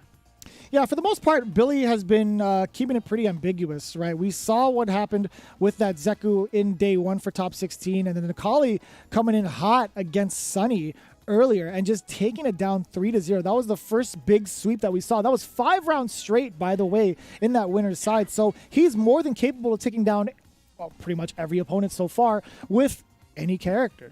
Yeah, exactly right. The characters he's brought to the table has shown that they are competitively viable in his hands, right? He is definitely more than capable of winning these sets. So it's going to be interesting to see what he goes up with against the Boxer. Personally, I would love to see the boxing match and him bring out the Ed, but we're not going to get that. He's going to ride the momentum that brought him into winner semis with that Nakali. Smart choice. That would have been the lore match, too. I would have loved to see it. Balrog taught you how to box, and here you are Mm-hmm. disrespecting his style, man. Come on, man. I would have enjoyed that, but it's okay. We're going to see the Nakali versus the Balrog. Should be a slugfest anyway, especially with a start like that. V-skill and pass the ground pound all the way in, checking the ankles afterwards. My goodness. Fully loaded Jack, that's what it should be called. Yeah, he's letting the clips ring out. Ooh, and that was a great, anticipation for the dash punch. Just, off the right mark, or off the timing, I should say. Oh my goodness, what a punish on a command grab attempt too. Good stuff from Crazy Gun Jack, but Billy Date slugging it back out again. The crouch spears into the dunk. Ooh, one more. Bring him down, bring him up. Elevators, me and you. I wonder, man, without that buff, would he have gotten that stun? Probably not. Yeah. Thank you, Capcom. I like that. Giving Nakali a little bit of new sauce. A little bit of extra love, right? He needs it. Exactly. A character like him who has kind of been the same for a very long time, he needs a little bit of spice added to the mix to make him a bit more interesting. Oh, that's a pretty spicy neutral jump if you ask me. Crazy Gun Jack still getting caught with the timing of the dash punches, right? A lot of folks have been reading when Crazy Jack wants to get these dash punches in, but we'll see. Oh, get off me. What a brave EX uppercut as well. And then Billy coming for the ankles, bro. We got no shin guards. Boxers don't worry about that usually. Oh. Into the other side, though. Tried to just spin on him. Caught him flinching, and then it gets the overhead reset. Command grab is enough damage to send him to the grave. And that was a very interesting sequence, too. Billy Date knew very well or very much so that the threat of Trigger 2 was going to kill him eventually. But it's just in the form of how. Crazy Gun Jack did an excellent job keeping the normals in check, or keeping him in check with those normals, keeping him grounded. No movement options available. But Billy Date still swinging away. What a sweep to contest. Crazy Gun Jack finding the mark. Yeah, Crazy Gun Jack did a great job hiding his offense last time, right? It was very deceptive to see when he was coming with the overhead, the command grab. Oh, no! That's not going to work out as an anti-air, though. Tries to get a little bit too intimate this time. Yeah, speaking of, Billy Date tried to sneak in a little bit of a dash. The Crazy Gun Jack not finishing his food now. Billy Date, he's going to take the leftovers home. Yo, we are not knocking each other down here. We are just leaving each other standing. Okay, one knockdown, and still waking up with buttons as soon as he does it. Oh, yeah, you know what that neutral jump was. 2 times over. Looking for the rush punch that Crazy Gun Jack knew. Trying to check the legs that time. Not going to happen. Ground pound to take the life lead. Oh, you're dead. Oh, yes, indeed. Billy Date ready with a dash check on the crouch jab and then following it up with a quick roundhouse to crush the glass. I like it. I like it. There was a good part of that game where it was a slugfest. Nobody was knocking each other down. It was just raw hits of passion. It was just a lot at that time that I couldn't really digest. I'm like, what's happening? Like, how are these guys getting so many hits and nobody's knocking themselves down? That's crazy to me. Yeah, there was a lot of situations, which, I mean, for both of these characters, they got combos like that leave the character standing, right? We got the stomp combos, we got the rush punch combos, so it's interesting. It's definitely interesting. Ooh. Man, and they exchange with each other. Big trade-off in the anti-air. Oh, what a fierce right there. That was impressive stuff. I've really been impressed with Billy Date's just button choices when Akali on the ground. They're just swinging. And speaking of swings, finding the crush counter. Crazy Gun Jack now pushing Billy Date into the corner, checking with the dash low. Here comes the activation. Oh, no. Bring him out of the corner with that damage. Get out of there. My goodness, again, punishing the whip frames, but not afraid to just bust out one more time. Jumping over as well. I don't want to be in the corner anymore. Neutral jump gets traded with. Wow, he had the confirm behind that stand medium punch and then the crouch to close it out. This man, Billy Date, he is not backing down. Like, not one bit. He acts like he's got 100% health, regardless of how much health he has. I'm very surprised you actually found the disc guidance confirm off of that stand medium punch. I don't even know if that was a buffer or not. It might have been from that range. Yeah. EX again and just keeping it compact. Crouch jab, give another big crush counter. You tried to get the command grab and Crazy Gun Jack knew it. Finding the right interruption and now in Trigger 2, but still, yeah, getting the mix going, especially with that V-Skill 1, keeping Billy Date guessing most of the time. Yeah, and you can see Crazy Gun Jack now, oh my goodness, baiting out the EX DP as well. He was doing a great job waiting till he neutral jump and then landed to utilize the ducks and then the command grab as well to finish it off. Great stuff. Just keeping him locked on the ground. And that was the perfect time to do it, too. Billy Date got caught jumping, hence the air reset, and Crazy Gun Jack was like, this is my moment to actually seal the deal. He's actually afraid after I stuffed that attempt. Oh, just a dash up, big stand heavy kick. Ooh. Ooh. Wow, that was an excellent button choice once again from Billy Date.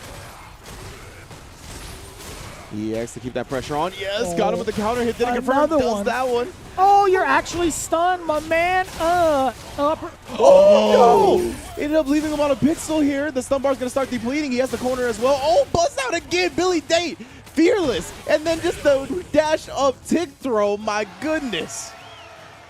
Like, there's no fear in his heart. Zero amount of fear. It doesn't matter what the situation is in terms of the screen position, the health, nothing. He is going to do what he wants at all times.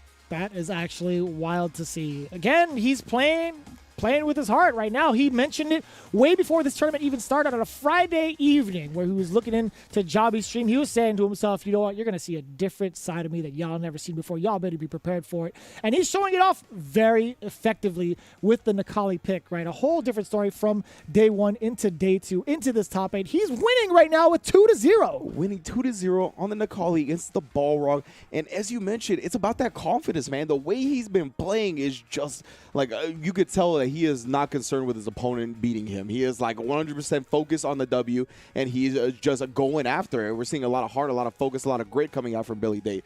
Like his button choices have just been super clean. And again, it doesn't matter if he's on a pixel of health or has got a full life bar. The decisions he's making, there's just so much confidence behind every single one. Mm-hmm. And I like the fact that even though some of his options do get stuffed or they get read by Crazy Gun Jack, he's not deterred from doing them ever again, right? There's sequences where he goes for these command grabs. There's sequences where he tries to kind of go for these uppercuts. Sometimes they work, sometimes they don't. Has it stopped him? Hell no. Nope. That's how he got here in the first place. This guy is running amok on Crazy Gun Jack because of this confidence and him being assertive with it. He's like, you know what, I have this kind of this confidence in me right now to excel past whatever it is my opponent is doing. And you hear champion and caliber competitors talk about it all the time, right? You need to have a short memory when it comes to competition like this. That's why Billy Date is not letting these situations where Crazy Gun Jack is beating some of his options deter him. He's like, my game plan is overall working out, and you got to switch up something significantly to make me do that. We'll see if that's going to be the case for Crazy Gun Jack. Can he find the answers that he's looking for? Will there be a rebuttal at all, or at least a game on the board, or will Billy Date completely smother him right now? We'll see. There's an activation from Crazy Gun Jack, but it is a trigger 1, by the way. God. Yeah, big V system switch this time. Ooh, trying to really put him in that mix scenario. I dragged him all the way to the other side of the corner, bring him back mid-screen, bring him back mid-screen again. Right now, Billy Date, going to activate off that mid-EX disc guidance. Oh, that's such a great way to start that tick throw setup, right? You want that stand light kick and possibly go into a command grab, but Billy Date 2 steps ahead. He's like, I'm going to show this card I haven't shown in a while, which is the frame trap. But now the command grab shows itself. It rears its ugly head against Crazy Gun Jack. It's such a good timing for it too, right? Because it came right after that frame trap, so it conditioned him not to press buttons, and now he sneaks in the command throw. Classic fighting games. Oh, that is huge. Yeah, and then the EX again. He's waiting till he lands off these neutral jumps. Didn't want to utilize it that time. And then the big roundhouse. Another crush counter on the ground. And linked it all the way to the DP. He took a step and a half. I didn't think he was going to be within range. Oh, you're actually dead if you EX. No, not quite. It's an overhead. It's just a regular overhead instead. I forget he has that sometimes. Is that another 3-0 victory for Billy Date? Can anyone stop this man? Billy Date, indeed. He is looking to take the Capcom Cup to the prom with this one, brother. Good stuff to him once more. Putting himself in winner's side grand finals, as Vicious said, in 3-0 fashion. Domination coming out from Billy Date on that Necalli. Well done indeed. Not even seeing the Bushin Zeku that we saw yesterday. I really like it indeed. And that means Crazy Gun Jack is going to be a losers finals, awaiting the winner of our next match, which I am very excited for. The loser semis, Apollo versus Jobby M. And Jobby M, the favorite coming into this tournament, lost to Apollo in winner's side. So the run back has arrived. That's going to be sick. That's going to be quite the resume for being in the Republic of South Africa. I took down one of our best guys twice. Potentially, right? We'll see how it goes down. All I know is these guys can play. Jobby M going up against Apollo is going to be one for the books, really, just because of that story we started off with earlier. We even started in the pregame quotes from Apollo. You know, I came here with the mission, and I fulfilled that mission, which was to take down Jobby M. But the way that Jobby's been playing has been absolutely stellar. Ever since his breakout into the top 16, he has been dominant, and I do mean this dominant. If you check out the VODs and the way he's been performing, up until maybe Global, where he got a little shook, but it was like a slight deterrent, he still made it 3-0. Not like completely shook, right? It was just like a slight speed bump towards his destination. But the fact of the matter is, Jobby has just been controlling everybody in the games that he's played. It's wild to see it, honestly. And remember, he said in his quote as well, this is the 3 out of 5 territory. This is his land now. Apollo did beat him when it was still 2 out of 3, so we're going to see if that extra game of intel, and of course that whole first set of intel, will be enough for Jobby M to get that run back that he's looking for. And, you know, when it comes to playing against those championship level competitors, right, it's like very hard to beat them twice. You know what I'm saying? Like, it's you know, beating them once is very, you know, something you should be proud of, and definitely something that that can increase your confidence and skill level. But beating these type of people twice is a whole different ball game. That's something you got to look forward to as well as a competitor. You got to embrace that rather than fear it. It's like, yeah, I put him down into losers. Problem is, it's double elimination. There is that factor of going back into it, hence the double jeopardy situation. It happens more often than not, and it puts so much pressure on a player. Actually, both players, really. It's just a matter of how you're going to overcome it. And this is what's going to happen, right? Poison versus Ken Masters. But like that breakdown that you just gave regarding like the mental behind both opponents, like that's why I love competition. I think that's why we all love competition, right? Seeing players rise to the occasion in situations like this against the top tier, the juggernauts of your region. I want to see it, baby. Jobby M doing a great job on Poison, but Apollo is the one that put him into losers. Let's see how this plays out. Ooh, big jump fierce already. So we're already seeing the comfort zone from Apollo, knowing full well how to navigate the playfield against Poison, right? For the most part, at least. But Jobby M sneaking in a couple of mix-ups, getting the back throw as well to push Ken further into the corner so that he's not allowed to hover around the whip. Hence why he's going for these decisions to jump in against Jobby. Yeah, I really love it. And then, of course, stuffing the ground, the whip, that is all her all day. Not actually getting that full combo, but it don't matter. And we talk about how good that Ken jump fierce is, right? Really extended downwards on that hitbox. Still lost to the anti-air of Poison. There's just something about it. She's crouching down and doing an uppercut of her own. That hitbox is gigantic. Ooh, great job. EX Tatsu gonna be the thing that lets him bust in open. But It's so good. This character's V-skill is so powerful. Yeah, like the fact that anti-air goes into the cartwheel, triple time on the iceberg slip, tried to get it for the 4th time. Anti-air is there. Yes, of course it is. Again, a different variation with the high heel. And that was so smart, too, because that has a little bit longer time, so it actually beat the EX Tatsu. Oh, just looking for the wake-up chip. Yo, my man, you see the fire around the feet, tried to get out of it, but was not able to. That was pretty slick. Very, very slick from Jobby M. I mean, I would imagine maybe like an EX bust out, probably. Yeah. Maybe an EXDP could have had the invul to get through the cinematic part of the super. Maybe would have punished her as well. I need Jammers' intel on this one. DM me, fam. You let me know how that interaction works out, because that was a great call out from Jobby M, using that meter effectively and sealing the deal for the first game. But I will say, to Apollo's credit, before getting locked down into the corner, that was a really tough sentence for me to say. Prior to him getting locked down into the corner, he navigated around the whips well. That's all I really want to emphasize, right? He had the strategy in mind. He understands the matchup and managed to get the better half of Jobby in that first game, at least for a small moment of time, up until the roles were reversed, where Jobby actually got the side switch and the back throw and just all pressure in that corner. We're seeing signs of the potential from Apollo. Yeah, I think so, right? Like, Ken's walk speed isn't the worst, and then he's got the V-skill to get the run in. He's got ways to approach on the ground, and then we saw him try to switch it up between the EX Tatsu and, like, regular jump approaches. And having all of those options definitely gives him an opportunity to bypass those whips, as we saw, right? But it felt like it wasn't enough, I guess, and he's going to go to the guile here, not going to give the Ken a second shot. It is 3 out of 5, right? So even if he loses this next match, he still has one more opportunity to switch it up. But, I mean, Jobby, you got to get past this Poison first, and it is not looking easy.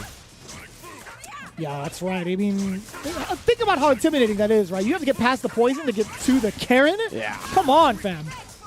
And already, right, like, Jobby is not really tripping about this guile projectile game because he's still winning the spacing. So eventually, like, Apollo's going to run out of space to walk back towards.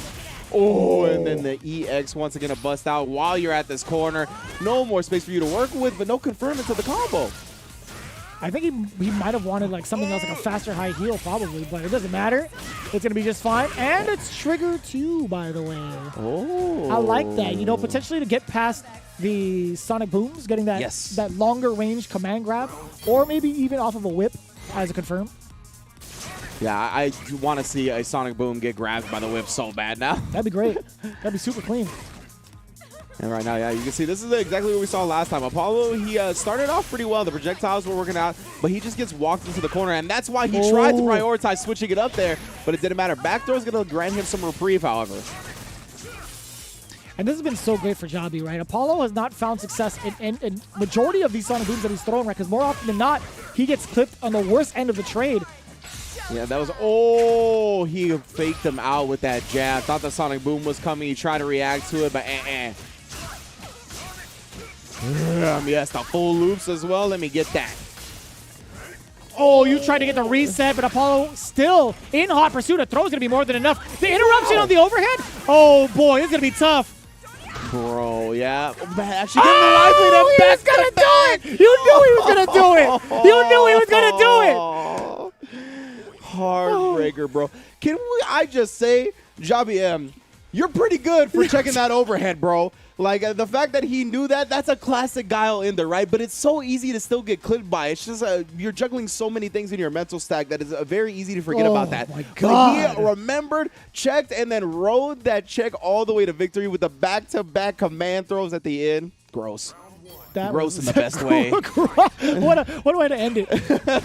Gross. It was indeed. It was kind of nasty. Took him to Nasty Town with that surprise V-Trigger 2 as well. Yeah, man. Great stuff from Javi M so far. This is sick. This is great Street Fighter. South Africa, you really stepping it up. I really like this. Yeah, that was fire. And right now, Javi M is continuing his control in the neutral. EX Sonic Boom does knock it down a little bit, give it some time, but oh my goodness, not blocking the overhead. Unfortunate. Not expecting it. That's something you got to be wary of once you get into that range with the projectile on the screen. Oh, and the anti-air is just so effective, no matter if it's further out or up close. Yeah, now gonna Activation. activate. Ooh. Ooh. EX straight through the baby booms as well. Oh, Javi, like I'm telling you, man, like he is. Traded with the flash kick, bro. Okay, EX to bust out. No trades that time. He is so confident right now. Javi doesn't even want to let the whips rock either. He's just going in as much as he wants to freely. And this is a huge statement to make. I'm actually quite curious to see how it went down between these two in regular pool play. Was it these characters that went down? It had to be not, really, because Javi is showing full dominance in this matchup. Again, just jumping in. Apollo has not found the answer yet. My man is just on the corner working it once more. Frankensteiner City does block the overhead that time and does get the punish. All right, let's go. Counter hit as well. Show me some life, Apollo. Waking up with the jab. Frankensteiner back into the corner. Oh, boy. Plus frames again. Tries to neutral jump in anticipation for maybe a throw, but still, that would have been countered no matter what. That's huge. That's going to be more than enough. Bro. It should be game. And the reset. Javi with the disrespect towards the end. And you see the little glimmer in her eye as she does it. I don't know if you see like the animation as she throws that little anime sparkle. That's disrespect. Javi M making a statement, a full-on 3-0 statement with that reset. The dominance going into it. That's the kind of momentum you really need coming in from losers to propel yourself into this next matchup.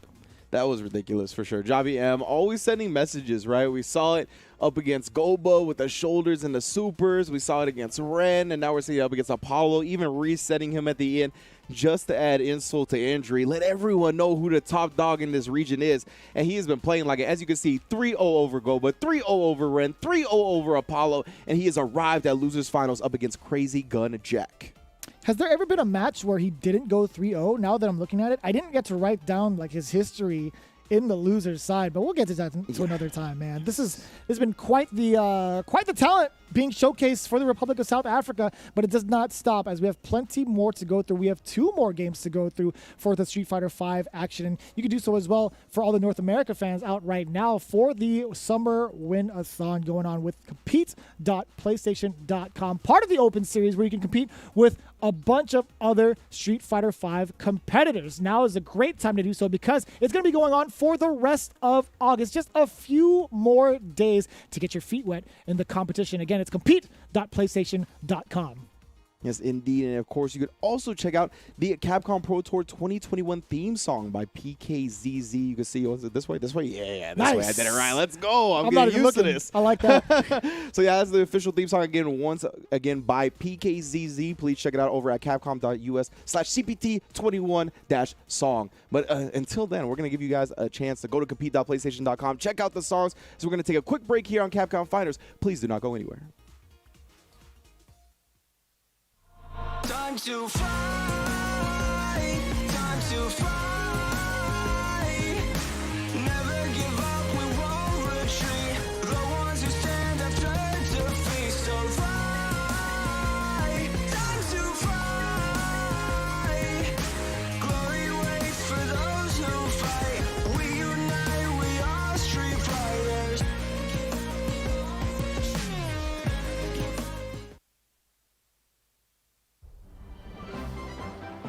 Welcome to the centre of the world. Great Britain's mighty capital, London. This country is incredible. I will become a lawyer. I have to.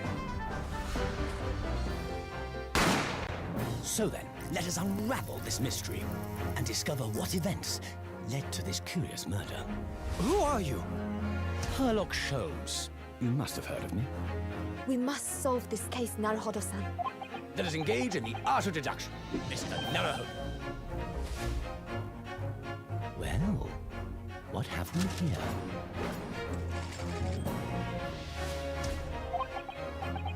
It would seem the truth is now tantalizingly close.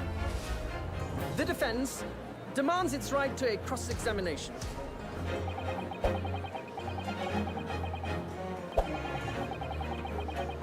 Objection! Your testimony completely contradicts the facts. Objection! My lord, with all due respect, this is an outrage!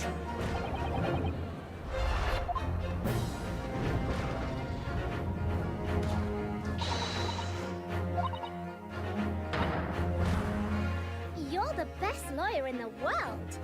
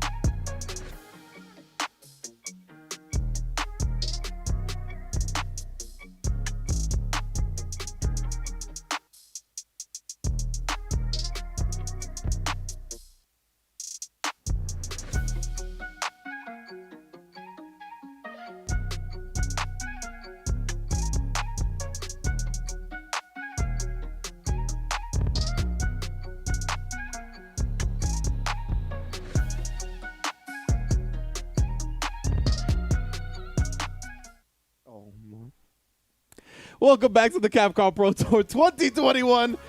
And we have had just a non-stop fire matches. Everybody's having fun in the studio, catching me off guard and whatnot. But there's been a lot of people getting caught off guard today, but not by Jobby M, right? We all kind of expected Jobby M to do what he's been doing, and no one's just been able to stop him. Of course, I am Wrench. This is Vicious, and we have arrived at top 3, baby. Losers Finals is on the horizon. It is going to be Crazy Gun Jack, who fell 3-0 to Billy Date. Billy Date looking like a monster over there in Grand Finals winner side, going up against Jobby M, who, as you can see, 3-0 over Goba, 3-0 over Ren, 3-0 over Apollo, and we just got the intel that he's only lost 3 games total. That one match that put him into losers up against Apollo where he got the 2 L's, and then the 1 L to Sean Carrington. Besides that, my man's is clean as a whistle.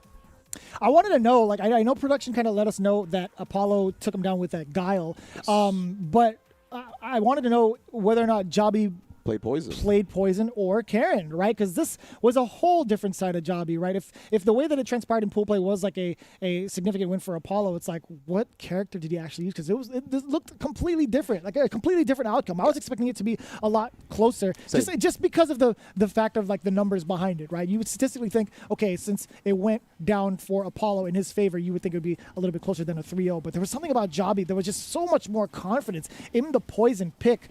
I don't know what it could have been. Yeah, exactly. I would have liked to see that winner's bracket side of the match, but I mean, Jobby M is definitely the competitor that everyone was the most afraid of, and we can see exactly why, right? That Poison has just been a monster, and that's not even the character we expected him to come with today. We expected the Karen, but you can see exemplary play no matter what, right? Just completely dominant on the ground, not letting his opponent do anything. The anti-airs have been super clean, and he's had a great job, or he's done a great job really prioritizing the screen space as well. You can see every time he gets an anti-air when he's cornered, always cartwheeling out afterwards, right? Yeah. Like never letting any type of opportunities to put himself in a better position to win overall pass him by. And that's, just some of the macro management that goes into this high-level play. Really curious to see how it's going to work out between him and Crazy Gun Jack as we get ourselves ready with the way that Crazy Gun Jack has been playing, utilizing both triggers as well as V's skills more than optimal enough to possibly make it over Jobby M. But Jobby, again, back into the original racehorse with Karen, the character that he's been showing out with primarily in the top 16. Actually, no, he's been evening it out, right? First day was like, what, Karen? And then so far, more poison than Karen. Yeah, the first day was entirely Karen. Yeah. So I like to see him kind of go back to this, the tried and true. I mean, no matter what, each character he's put up there has dealt his opponent's L's. So I'm going to look forward to more. However, Crazy Gun Jack trying to put a stop to that streak. So he's already in the corner, getting bullied up. EX for Senha. Going to put him on the verge of stun. Oh, and the counter hit combo. Going to make him see the stars, bro, and we ain't talking about Karen. That's so quick. Absolutely so quick. And that's the kind of style that Karen just employs, right? Being able to get these singular hits to go into a full confirm just outside of that range. Very fortunate for Crazy Gun Jack, though. Yep. Oh, Dempsey rolls up. Oh, he tried the anti-air, but he just wasn't close enough. Great job from Jobby M recognizing that, not putting out a button. However, Crazy Gun Jack's back with the offense. Double up on the EX stuff. Challenges again, though. Ooh, get that V-reversal out of here. You're not allowed to V-reversal in that very moment. Jobby very, very much so ready for it. And okay, nice. Stuffing out the hands coming out from Would have confirmed. Oh, we got the landing frames. That was too sick into the critical art. Jobby M exposing him and the kill, of course. You know how Karen gets down. I had to zoom in on that one. That was actually pretty nasty. There were some hits behind it, but there's just something about that critical art where it just makes you feel stupid. It's like, you know it's going to kill.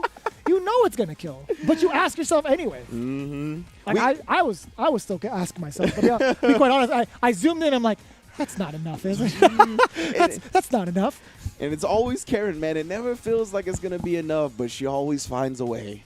She always finds a way. And that is a 1-0, just off to the races as Jobby M is used to being. I mean, he is down to play like any pace, too. Anybody that wants to slug it out, play it slow, he is just comfortable. Oh. Already starting off in a pretty terrifying manner, right? Letting that standing heavy punch rock. Oh, and it's a counter hit. It's so much easier to do so. Like, you get the standing medium punch, you just get to do it again within range and get your full punish, or a full combo, I should say. Now Crazy Gun Jack winding up that Dempsey roll again. Oh, my goodness, but already got her in the V-trigger. Oh, what a whip punish on that. Trying to put the stand fierce out, but it's just not going to happen. Ooh. Oh, my God, the stand fierce again. That was just an unfortunate circumstance for Crazy Gun Jack. Throw was going to do it, and he knew it as well. That was the condition, but the tech was very much so there. And you see Jabi was actually looking for a bait. Instead, overextends with the dash. This is going to be great for Crazy Gun Jack. The V-shift out of there. No pressure in hand. But watch out. The command grab is still a threat. Charging it up in his face. That could have been dangerous. Oh. They're swinging the plus frames. Oh, he doesn't get it. He tried for the tick command grab. No anti-air this time. Crazy Gun Jack has been so good at the anti-airs, but he's so afraid to do it now. And Jabi M is exposing that. I cannot believe we're not seeing the anti-airs. He took the shirt off. It's a mix of both revere and fear when it comes to Jabi, right? One of the most respected players in South Africa, but also for a very good reason, man. This guy is a dominant force. But Crazy Gun Jack, speaking of forces, looking to shut it out. No, sir! The big interruption there from Jabi. Off with the 2 lights as well. And then, oh, there we go. Gets the counter hit. He tries to press the button when he lands. No, Get off of me. Activation time. Nothing to save you right now. You have to hold all this Gudenken pressure. But there's not going to be any critical art behind it. Just maybe like an opening and a half will be enough for Jabi to take the game. Oh, most definitely. He's got 2 bars on deck. Of course, didn't have the CA to confirm off the shoulder, but still, any hit will do it. Now Crazy Gun Jack. Oh, interrupted here. He's still got the V-trigger active as well. Something you cannot forget. Ooh. Oh, that was raw. There's no trigger. You couldn't have for chip. That's right. Yep. The Orochi was coming whether you liked it or not. Crazy Gun Jack should have been a little bit more aware of it, but it's so difficult. In that heat of the moment, Jabi, as soon as he got that spacing, he's like, all right, well, I just have enough meter to go into this full chip sequence because of the fact that you're still stuck in trigger. Yep. And you can see Crazy Gun Jack was really trying to prioritize getting into that command throw range. He was like in like a stand fierce, stand medium punch range, but he dashed forward. He really wanted to get super close, and that's when that raw sweep hit. So great stuff again from Jabi M, just making sure that he was like, I know what you want to do. I know the space that you're going for, and I'm not going to let you get there. So 2-0 already. Ooh. Oh, no. That was tough, though, because he kept him standing still for so long, checking the lows 2 times over and then trying to swing. That was great timing from Jabi. Oh, I know what you wanted, you sneaky dog. I know you wanted to get that overhead for the stun. And instead, he's just going to get the sweep forward throw as well. I mean, he's going to get the kill before he gets the stun at this rate. Oh. Don't get thrown. Oh, you are a Karen player yourself, huh? Set point for Jabi M. It was, I mean, it was a sequence where you knew it was coming. There's a lot that Karen can do, and just when it doesn't require that much effort, you know the throw's going to happen. Yeah. And I think the sequences he had presented up until that point, too, were so difficult to deal with for Crazy Gun Jack. Like, he did such a good job varying it up. That was definitely hard to see that at the end. Oh, that buffer. That was just waiting. That was just damage waiting to happen. He just ran that red light. No, sir. There was a cop around that corner. Oh, no. That's a hefty fine, my man. You're paying with a lot of your life. And now right here, back to the neutral, but he just hasn't been able to find anything that really gets himself started. Not even trying to take a sweep punish. It was a really well spaced, though. So. Oh, my God. The audacity to do that right in front of her with the meter that she has is so scary. And now full CA on deck. We've seen him go with the raw shoulder into the CA. You know he's going to be plotting on that again. Activation this time instead for Crazy Gun Jack. Back on up. No anti-air again from Crazy Gun Jack against Jabi. Oh, this is great. Try the double dash. Oh. Yeah, you're too far out. No. Not going to spend it. That wouldn't have been enough. Exactly. He wants to spend it for the kill combo instead. Ah, put that leg away. So that's why, that was just a primal response to see what happened. What a whip punish. Get that out of here. There we go. Crazy Gun Jack has found some of his anti-airs again. All right, wait a minute. Could have a real match on our hands. Oh, no. Exposing the dash up to the plus frame. She's not going to stand still for that long. Man, a lot of mileage off of this standing heavy punch. Oh, boy. Wow. He tried to go for the Mujin Kyaku heavy kick version. Ooh, no, whip punch there. Right back at you, though. EX% Hall. Oh, my goodness. We are slugging on Wake Up. Out of there. V break. But the anti-air is there for Crazy Gun Jack this time. The V shift to kind of get out of harm's way and avoid the mix-ups. Oh, the confirm. It's still one hit away now. Great tech on the throw. Any confirm for either player. Whoa, that was it! Oh, did he actually build it with that hit? He could have confirmed. He just buffered behind it, but didn't do it. Instead, they were going to a game of 4. Crazy Gun Jack holds on by the skin of his teeth. Man, Javi M was definitely buffering that. There's no way. Yeah, There's no way. He had the shoulder. He's like, as a character player, you should be just buffering it just in case and get the confirm. But that wasn't the case. Oh, my God. I feel like, looking back at it, how much life did Balrog really have afterwards? After the shoulder? Yeah, after the shoulder. He would have died. From the CA. What if it was like blocked? He would have. Oh, if it was blocked, he would have lived. Oh, yeah, he would have lived if it was blocked 100%. I see. Yeah. So what I would have been interested in seeing, like, does a meter on hit build more than on block?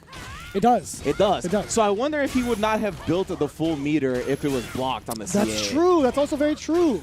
Interesting. Anyway, oh my goodness, he finds the counter hit.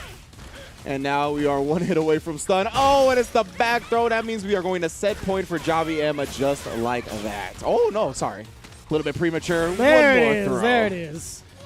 Javi securing the deal, trying to get his date with Destiny against Billy Date. We'll see if it plays out. Looking at match point against the Crazy Gun. What a name. Yeah, for real. Crazy Gun Jack. Trying to hold on, bring out anything and everything. Gets one punish. Oh, slight duff at the end as well. Stands fierce, though. Just gets jumped in on for free. Ooh. Oh, boy. What an interruption against the EX dash. And now Crazy Gun Jack with a slight life lead catches Javi swinging on the way up. No interruption. But speaking of interruptions now, Javi is in full control. Trigger is coming in now. Because he's at least go afterwards. This is a dangerous thing to commit to, but he gets the low forward and enough damage for him to move on to grand finals. Good stuff to Javi M, taking it 3-1 over Crazy Gun Jack. Not letting anything go unpunished, and when he does punish, he makes it hurt for sure. That was for your tournament life, my man. Ooh. That was a tough pill to swallow. Crazy Gun Jack with a very impressive run so far up until this point, but kudos to you for really showing out your stuff with that Balrog play. There was a lot of research to be had, and to be quite honest with you, when I was looking him up, I didn't get to see too much info about him. At least that was just from my end from looking at certain websites. But Javi M fulfilling his date with Destiny, again, with Billy Date. We mentioned that earlier, but that's what's going to be happening in the grand finale. Yes, indeed. Crazy Gun Jack getting third place and doing what a lot of people couldn't, and that's taking a game off Javi M, giving him only his fourth total loss here in his loser's bracket run. But Javi M, the favorite coming into this event, was put into loser's bracket before top 16 by Apollo and has ran the gauntlet, has survived the Shark Tank to prove he is the great white at the end of the day, and Billy Date is going to have to deal with that. Billy Date also has a very impressive record. When you look at his play in top 16 versus Sean Carrington, there was a lot of folks that were saying, Sean has been that cat to kind of give Javi the most problems and is possibly one of the, best players here. But in fact, Sean Carrington was the one that was like, Billy Date is like the second best player in this region. That's true. So That's I'm kind of scared about it. I'm kind of, paying my respects to him right now. But Billy Date, man, there's just so much confidence exuding from his performance overall. I kind of want to know his record, even in pool play, because he just came in straight to winners and continues to do so in a dominant fashion, considering that he's still in that winner's position for grand finals. Yeah, he's 6-0 in top 8 right now, right? He is. He's 6-0 in top 8 right now. Killing everybody. Both of these players have been looking so good, so confident, too. I can't wait to see the clash, right? Just because everybody has been so in tune with their decision-making. I want to see how they respond to getting thrown off, because one of them is, right? One of them is going to get thrown off with their decision-making because somebody's got to lose. So I want to see who exactly is able to bounce back from those adjustments quicker and better. We get to even ask the question, who is Billy Date going to pick? That's a good point. Yeah, Javi M, we've seen Karen and Poison, but Billy Date, we've seen the Nikali, we've seen the Zeku, and then we got Manat and Ed apparently in the wings as well. It's been nothing but Nikali so far in the top 8, yes. So I'm inclined to believe that it's going to be that choice. Hopefully we can get that answer sooner rather than later, to be honest. With Javi M, though, we've seen him flex that Poison. We've seen him flex both characters pretty evenly, right? 2 and 2 apiece with the way that he's been playing. It's going to be so tough to call. I'm really eager to see it. Who is going to be the best in their region? Because it's more than just the pride on the line. It's a spot to Capcom Cup. Yeah, exactly right. The winner of this next set is going to be the Capcom Cup qualifier for South Africa. It's going to be an amazing set, I'm sure. And I mean, just because Billy Date has been 6-0 in the Nikali, right? We've seen Javi M 3-0, 3-0, 3-0, and then go to Karen up against Crazy Gun Jack, right? Despite getting a 9-0 run with Poison. So I really can't call it. If in terms of Billy Date, I don't know who he's going to pick. We've seen respect shown from both of these players, so I'm sure they've played before. All of these guys have been so familiar with each other. I mean, I really want to see the intel that they have on each other and what they bring to the matchups just to start. And it's going to be so wild to see because even after this, they still have that Red Bull event with Hit the Streets this year. It's going to be so sick. There's so much talent in every one of these regions, and this is the first time we get fully exposed to it on a stage for the Capcom Pro Tour. Give it up right now. This is the grand finals between Billy Date and Jobby M. This is the Republic of South Africa. Get ready for a slugfest. Here we go. Karen versus Nikali. That's what's going down. Let's get it. Game 1. Oh, and you can see already, I love the interaction between the two characters. You see Billy Day testing him with the dive kick, making sure that early anti-air was not going to be found. Yeah, he's trying to V-skill over these ground pounds as well. This is already such cool interaction between characters. Look at this. Way more V-skills than we see Jobby M do against anybody so far. Yeah, from further out, he's trying to catch maybe a normal, but at the timing that Billy D does it with that stand medium punch, he's fully aware of what Jobby's strategy is. He's trying to catch him off guard, so he's changing up the timing to avoid that V-skill. But it's give and go when it comes to Jobby. Once he senses the adaptation, he goes right in. And I love that check for Billy Day right there, not getting caught by the mix, and then, of course, busting out as well. Air hit, not committing to anything on the ground. Very smart. Oh, my God. Get out of there. My goodness, bro. He rules the paint. Oh, no. Actually, confirm off one hit once more. We're in the corner. Ooh. Tried to get that shoulder. It was just a bit outside. And what a time to use the V-reversal, but just too far off the mark to let that V-skill rip. So anybody's game here. Billy Day doesn't have any meter to his name, though, so no whiff punish that time. My God, it's still scary on both sides. Gets the throw after the check. The great equalizer, just about dead even. I think a big confirm from either side will be more than enough. Jobby with the V-trigger on deck here, but you can see, oh my goodness, the EX command dash in response to the ground pound for the punish. I loved it. I love it. Ooh, you thought you can get away with that?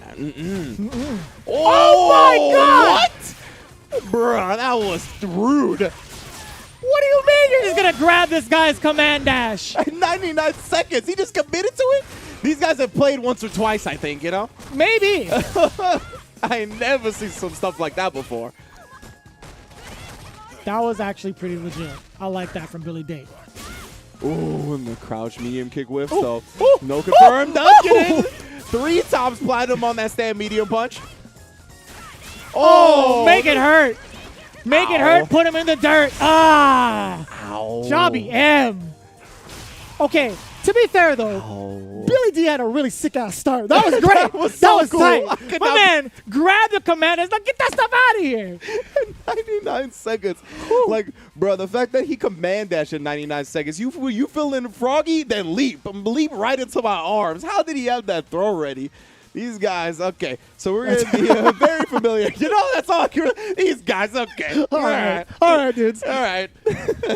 That was an incredible start to Grand Finals, but Jobby M off to that first W. Of course, he is in the loser side, so he's got to take 3 games just to get into that Shin Grand Finals. Hey, man, I'm down for it. Let me see more South Africa, to be honest with you. Jobby is really showing off a lot of his potential. So is Billy Date, to be honest, man. These cats are the best, are in the Grand Finals for a very specific reason, because they are the best of the best. Indeed, indeed. I love all the way both of these players are switching up their decisions. So smart to catch each other off guard. Ooh, no shimmy, no extended shimmy right there. Just taking the throw. Very smart. Ooh. And the light interruption there from Billy Date, backing away from Jobby. Oh, the jump back like it. Because remember, at the very start of this match, his crouch fierce got, clipped by the dive kick. Yeah, super smart adjustment already. And then once he saw that he was able to air-to-air, he went back to the same thing, went back to the crouch medium kick once he got him grounded. Jobby M, man, he is a monster. Really checking the movement options both in the air and on the ground, right? It's been very convincing that Jobby has caught Billy Date more often than not, but now he's being a little bit more sporadic. He's throwing in some of these dashes to pepper in some of the ambiguity against Jobby M, and boom, just like that, catches the crush counter. This is going to be huge for a character like Nikali with his corner presence, but here's that activation. Backing away now, pushing away out of the corner is Jobby M. Great stuff. Putting that meaty shoulder on right there. Billy Day not recognizing how meaty that was, but backdash into the whiff punish. Get off of me, EX for Senha pays dividends from behind the hair? What do you mean? 360 hitbox and deader than dead, actually. 2 meters on deck, only 1 necessary. Jobby M, 2-0 lead just like that, man. That was an unfortunate circumstance there from Billy Date going in. I don't know, man. I couldn't even tell what that attempt was, like trying to buffer into something into disguidance, but still gets punished heavily for it. Again, Javi fully showing that he's more than capable to damage and punish with the maximum damage, I should say. Yeah. That sense was flubbed up just a little bit, but I'll tell you what, the damage does not get flubbed up ever when it comes to Javi. He's doing a great job of utilizing that meter. Yeah, he seems to always have the optimized punishes on deck, making sure that you pay for any and every mistake dearly. And it looks like we talked about the plethora of characters Billy Date has under his belt, so we're going back to the lobby. Perhaps just to reset the momentum a little bit here, but I do suspect him to try out a different character while we're still in the first set, right? Where you're still up 2-0 for Javi and we haven't had a reset bracket yet. So we can see maybe it's the Zeku, the Manat, the Ed. Those are all these characters that he can still play very efficiently that are waiting in the wings. Up against the Karen, what do you think? Give me the Ed. The Ed? Give me the Ed. Ooh. I want to see it. I want to see. You want to see it? I do wanna see indeed.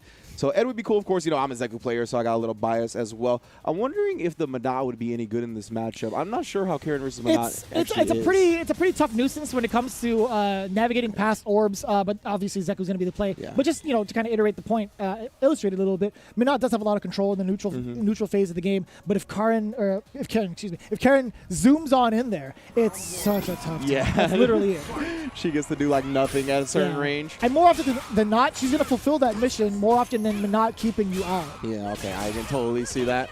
And it looks like, yeah, Billy Day's going to try the Zeku here. He went into the young Zeku immediately, which is kind of against what we saw in top 16. He was really utilizing that old Zeku, and I mean, he just hasn't found any offense. Got caught reaching a couple of times. Does use that late slide. He actually wasn't plus right there because of how late he activated the V-trigger, but it does not matter. Javi M starts this round with a perfect.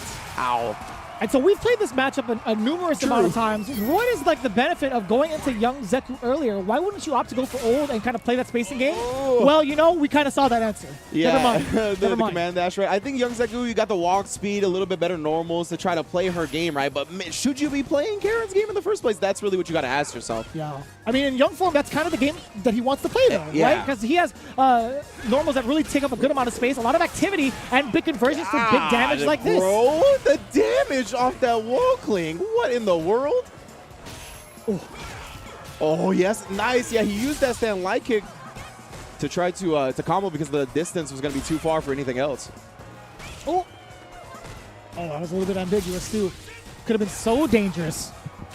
Back to Bay. Already split the V-trigger, though. Yeah, you can see he's rocking the old school Zeku stuff as well. V-trigger 1, V-skill 1. No anti-air there. Very hard to anti-air with a young Zeku. Didn't want to risk the jab. Oh, no, just walked right into it with the CA afterwards. I don't think he's surviving this vicious. You're damn right. Oh, my You're damn right. God. 3-0 with the reset. I feel like we barely got to see the Zeku. I mean, the first round was a perfect. Second round did take him down to a very low health, but, I mean, just the lead was erased in an instant, man. And that was a really dominant showing yet again. Perfect in the first round, critical art in the second round. No cap, but it was on the top of the board. It did say cap. But the reset does happen. Zeku was not the play. It was not. It did not look like it at all. Because, yeah, we talked a little bit about it, right? Because I think young Zeku is good at that game that we talked about, that he can play on the ground with Karen, the walk speed and the normals and whatnot. But when your opponent is looking like this and it looks like their ground game is a level above yours, then you want to play a different type of game. Yeah. Right? You know, it's very hard to beat someone at their own game when they are that much better than you at it. So they could still hold an L just like anybody, but you got to figure out what strategy you need to take to give them that.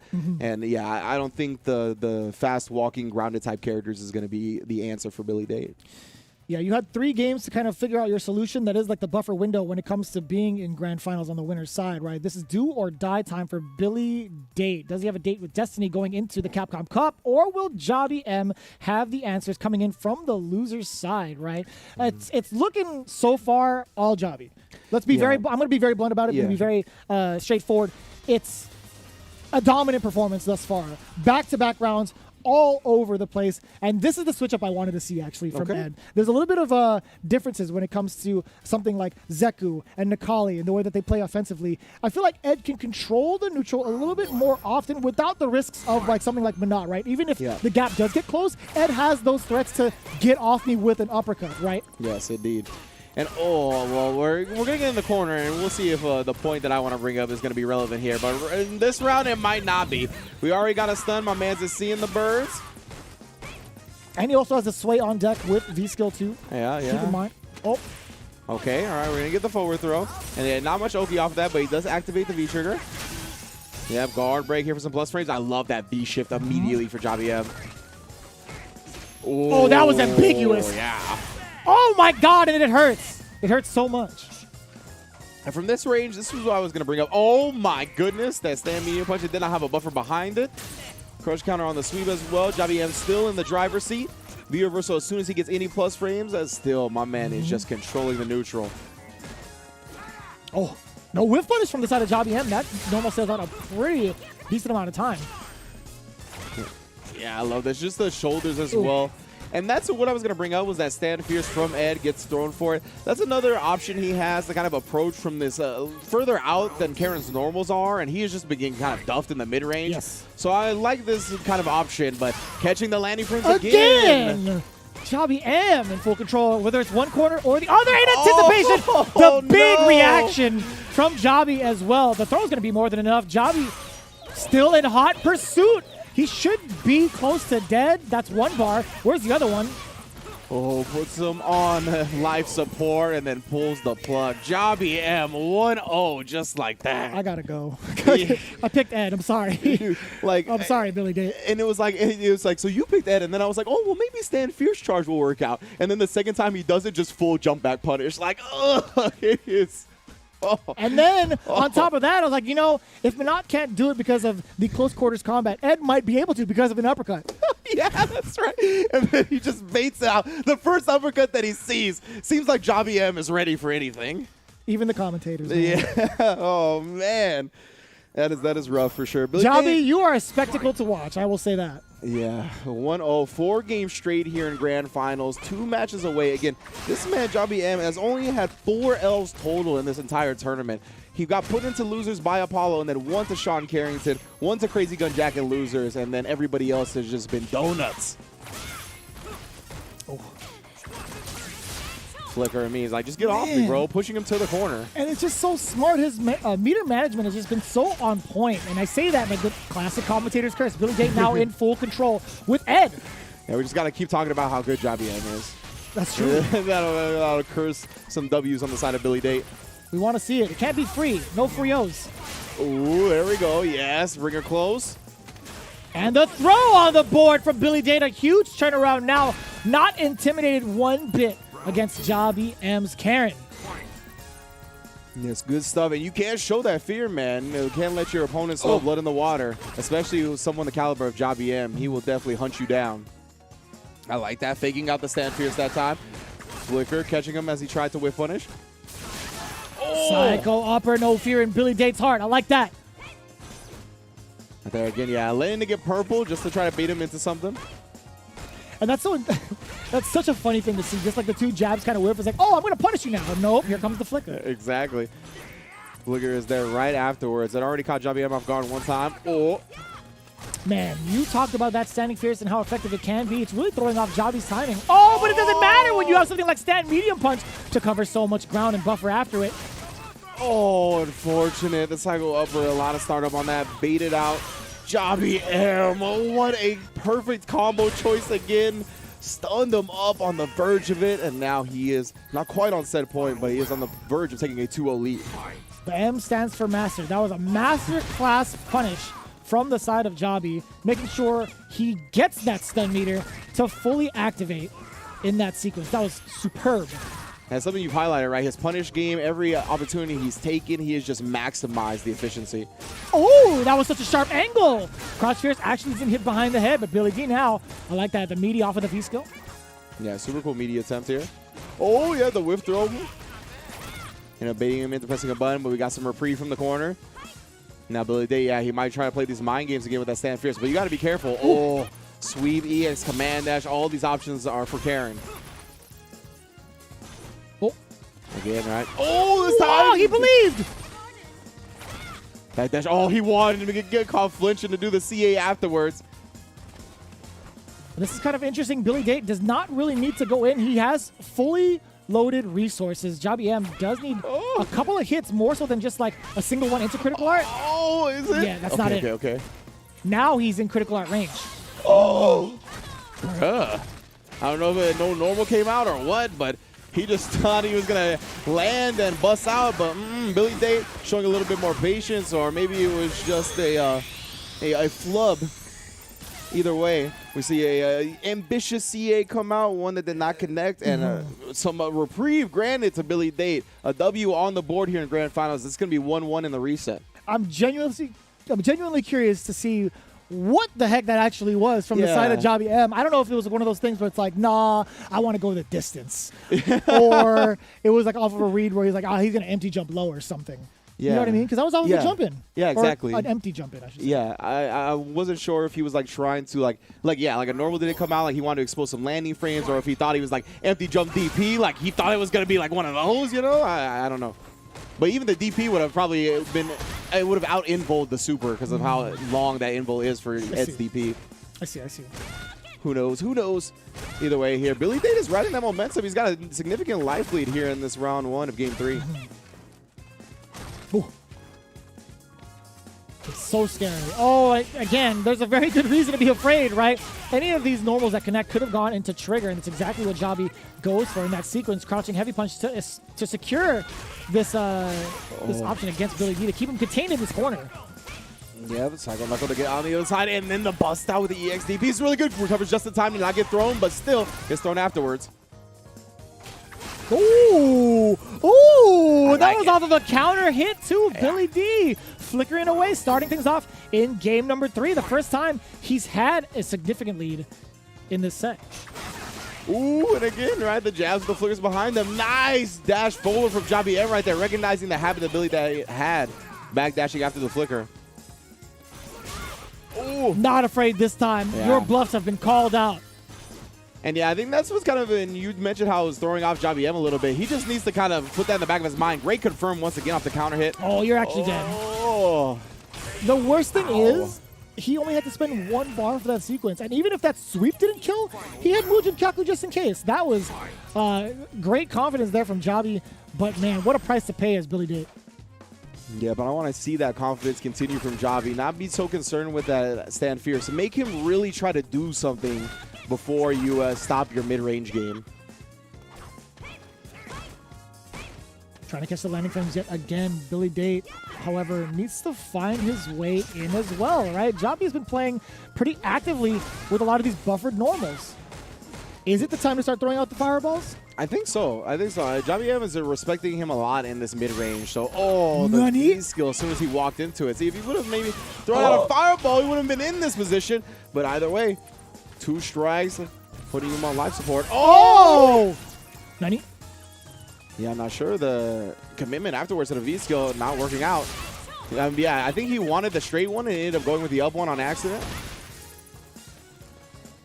Full critical art on deck 4. Billy Date just zooming on in there. Jobby making sure, Billy doesn't fall asleep on the wheel. Oh, Billy finding the V-skill. And that's another cool answer for the mid-range stuff that Jobby M likes to present. Oh, no budging. No flinching from the side of Jobby M. Those frame traps aren't happening. And you could see he's a little eager to let the trigger rip. That's a big sign for Billy Date to take advantage of. But no, sir. 17 seconds on the clock. We don't even need to go down to time. Jobby might just finish it. Or will he back away and force the error? It's a different side of him. The uppercut is there. 9 seconds on the clock. Will Billy Date play the life lead game now? There is going to be chip. Oh, my God. Why did you let it rip?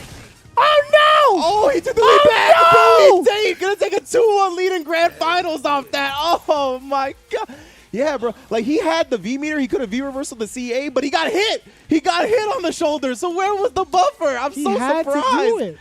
He had to do it. Oh. I cannot believe, bro. I have to imagine that he just didn't CA off the shoulder because he had 1 V-meter. Yeah. So he was like, okay, if it is blocked, he's going to V-reversal, and who knows. But, man, I'm so surprised that he didn't let it rip. Like, the confidence of Jobby M, we saw him go up against Gold, but he did it twice in back-to-back rounds. And now Billy Date, who we thought was going to get ran over in this Grand Finals, 2-1 lead here. We're seeing significant signs of life here from Billy Date. And a lot of bleeding from the side of Jobby. I'd hope it doesn't really affect his mental with that significant loss. Yeah, I love this. See, yeah, start playing your game a bit more, right? That stand medium kick. Get into that range where Ed's going to get bullied. Like you said, close quarters, he's got a little bit more of a shot, but Karen is just so dominant. And wow, he's actually backing up, trying to catch him off guard. Does catch him after the shoulder. That was pretty cheeky, too. Being in a -2 scenario with the shoulder going into EX for Senha, that is a turn stealer classic. Yeah. Yes, there we go. Way more stand medium kicks this round than we've seen up until this point. Look at it again. Yeah, right now you can see Billy Date trying to find his way back in, canceling that Psycho Crusher, making sure he keeps the corner. Cover those options. You got to get those options selected when it comes to whiff throws. But Javi M, a lot of usage from the stand medium kick, I think, throughout the entirety of this tournament. I don't think he's used that normal ever. Yeah, dude, look at this. Oh, way different now, right? I mean, he's just respecting Billy Date's like medium threat range way more. And he's like not trying to be greedy about it anymore. He's not looking for the crouch medium kicks. He's just like, I'll do a stand medium kick. That's actually what got beat there. Oh, you're trying to go for the shimmy, but Billy Date actually found the mark and didn't commit to it. Yeah. Billy could have got a big throwaway punish. There we go. Fireball into the fierce. Ooh, catches the stun. Huge stun right here from Billy Date. This is important. Absolutely important. Close to kill. He wanted to go for the throw because any sequence wouldn't have gone to it. If he did critical art, it would have killed for sure. But he wanted to save the meter. Will his greed pay off, though? We'll see. Mans was trying to be cheap on that date. It's not the first one anymore, though. You know how he gets down already. Oh, but you know how Javi M gets down, too. Oh, boy. You might regret this in the morning. Oh, no activation. There it is this time. It's going to be tough. He just committed to the fireball. I thought that was a V-skill for a second. This is going to be it. Right? Please, please don't let this work out like that. That would be so unfortunate. You got to finish your plate. Javi M still has a chance at life. Slight deficit. Oh, jacker fool! That actually hit from downtown. And he gave him the fist bump, the little shake afterwards. Would have got away with it too if it weren't for your dang critical art. And it is a grand finals tournament point for Billy Date now.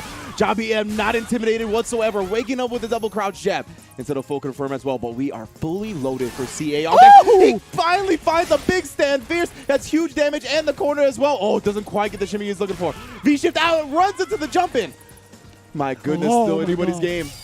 The V-shift out. He's just trying to reset the situation. Billy Date with a significant lead. And look at the meter all down below.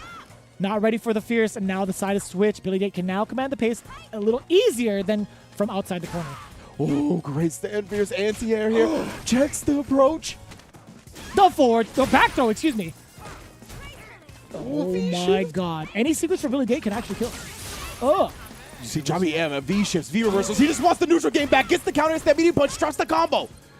That's actually pretty significant. Billy Date another sign alive. No, he didn't get it. Billy Date no confirming to the CA himself. It's actually a kill. He actually dropped the big hit. Javi M gets eliminated, and Billy Date is your champion for the Republic of South Africa. The rebuttal all the way from the loser's reset into the Ed play. Who would have thought it? Who would have actually thought Ed was going to be the character to take down the man who has been on the biggest win streak from the loser side? You know who thought that, Vicious? You, man. Right. You. He was the one that called for the Ed in Grand Finals. That's what he wanted to see. That's the character that ends up taking it for Billy Date. How does that happen? I don't know. We saw a bunch of his characters. We saw Zeku yesterday. We saw the Nakali all day today. He even switched to the Zeku in this set, got it bodied, brought out the Ed in the reset, fell in the first game. I thought it was going to be a 6-0, but no. I don't know. Nah. I thought it was going to be a complete wash. Yeah. A lot of people were saying, that 3-0 was looking kind of sus. That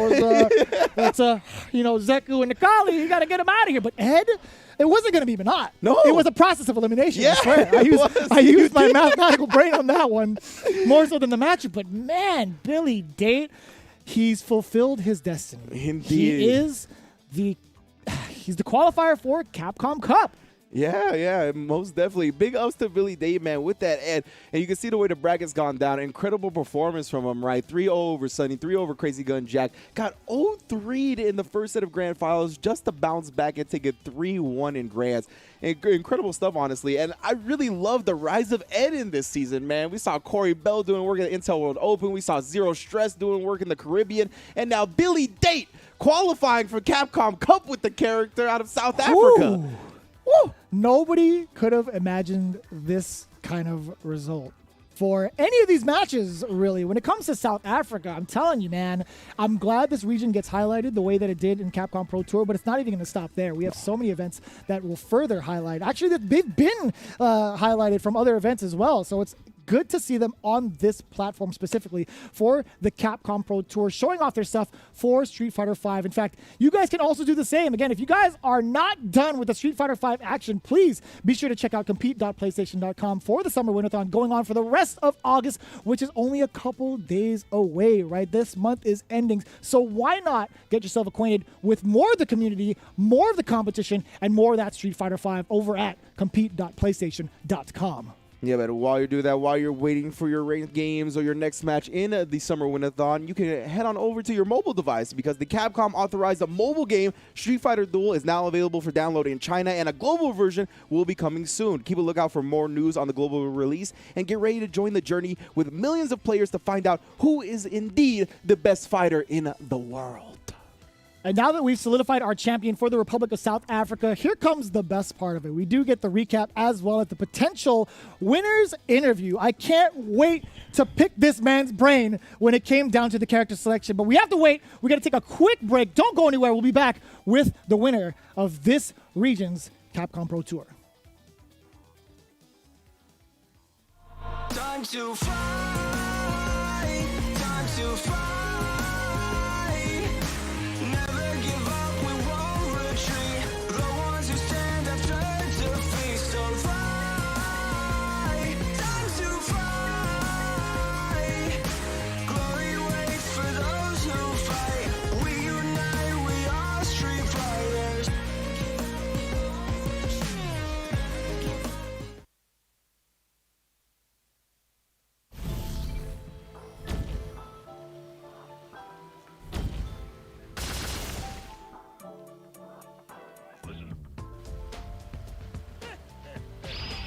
I guess it's time to start warming up.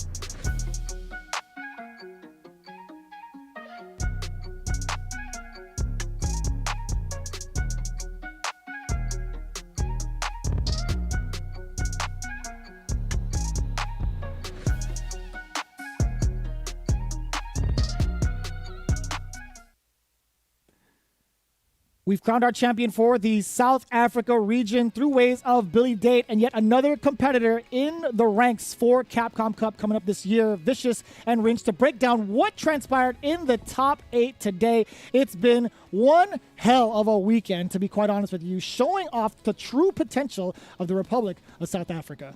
Yeah, what an incredible top 8 has been all the way through from top 16. Just a non-stop action. Crazy Gun Jack, you can see, doing a great job. Ren, Sonny, Billy Day, all of our top 8 competitors really fought tooth and nail to make it this far. And you can see Billy Day coming through with that grand finals conclusion. But Jobby M, you can see the run he had in losers, that 3-0 all the way through to losers finals where someone finally took a game. It looked like he was going to continue that momentum in grand, starting it off with a 3-0. But I mean, the man today on any given Sunday was Billy Date. He was the one that bounced back, able to take it 3-1 in grand finals. That's incredible stuff.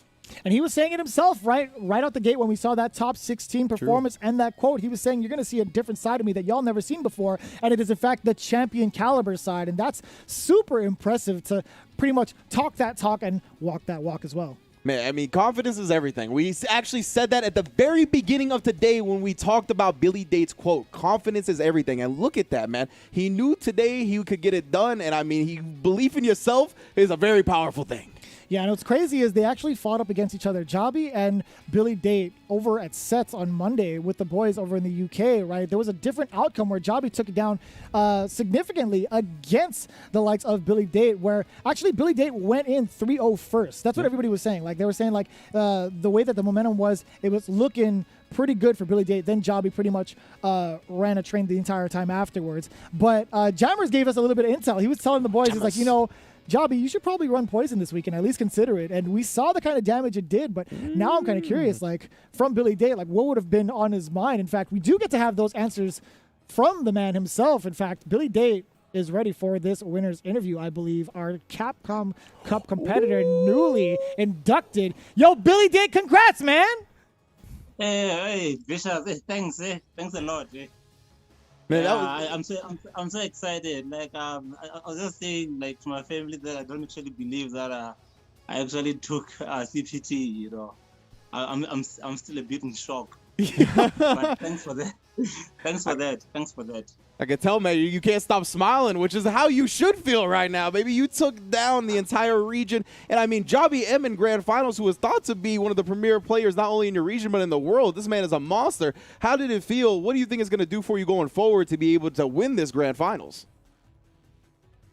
Well, you know, I just have to keep my head in the game, you know, like, I just need to keep watching the videos, keep trying to improve, you know, keep trying to, you know, like, play the best possible, like just to play the best I can, actually.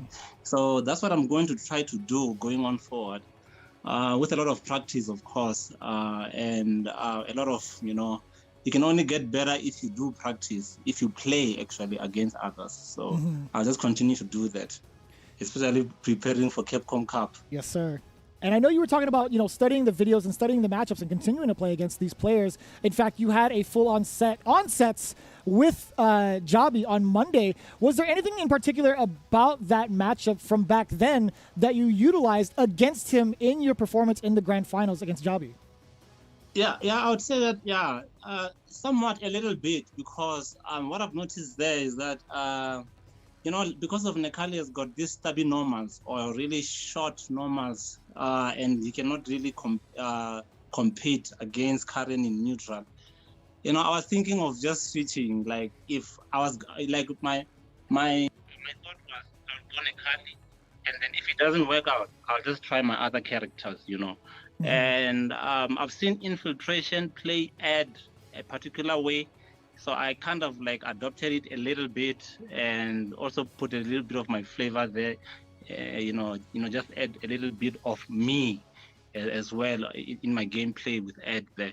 So I would say that I did a little bit, you know, most especially when it comes to character switch, because I thought to myself that, you know, Nekali versus Karin is a little bit tough. I see. I do like that. The flavor of the weekend ended up on the menu for Capcom Cup. That's a good like point. that. That's a good point for sure. And yeah, we saw once you switch to the Ed, right? We definitely saw the neutral game on the ground completely change. Do you contribute that to like the stand fierce of Ed, being able to charge and kind of the mind games you were playing with that, or what do you think really threw off Jabi M about the Ed pick on the ground? I think it's the 1-2-3 move.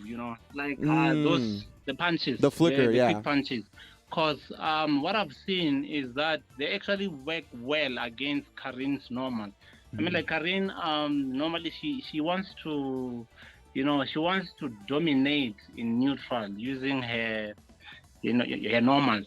Yeah. So I've once played that match before with Jabi some time ago, and when I utilized that 1-2-3 move, the quick punches, I thought that it was effective, and so I thought to myself, maybe Ed is the best pick here because, obviously you saw with Nekali, things didn't work out when I was still in winners.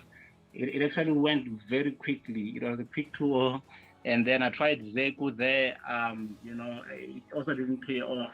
Like, also with the FT10, it also didn't pay off Zeku. Right. So I just had to, try something I haven't done. I haven't tried before to see how it will work out.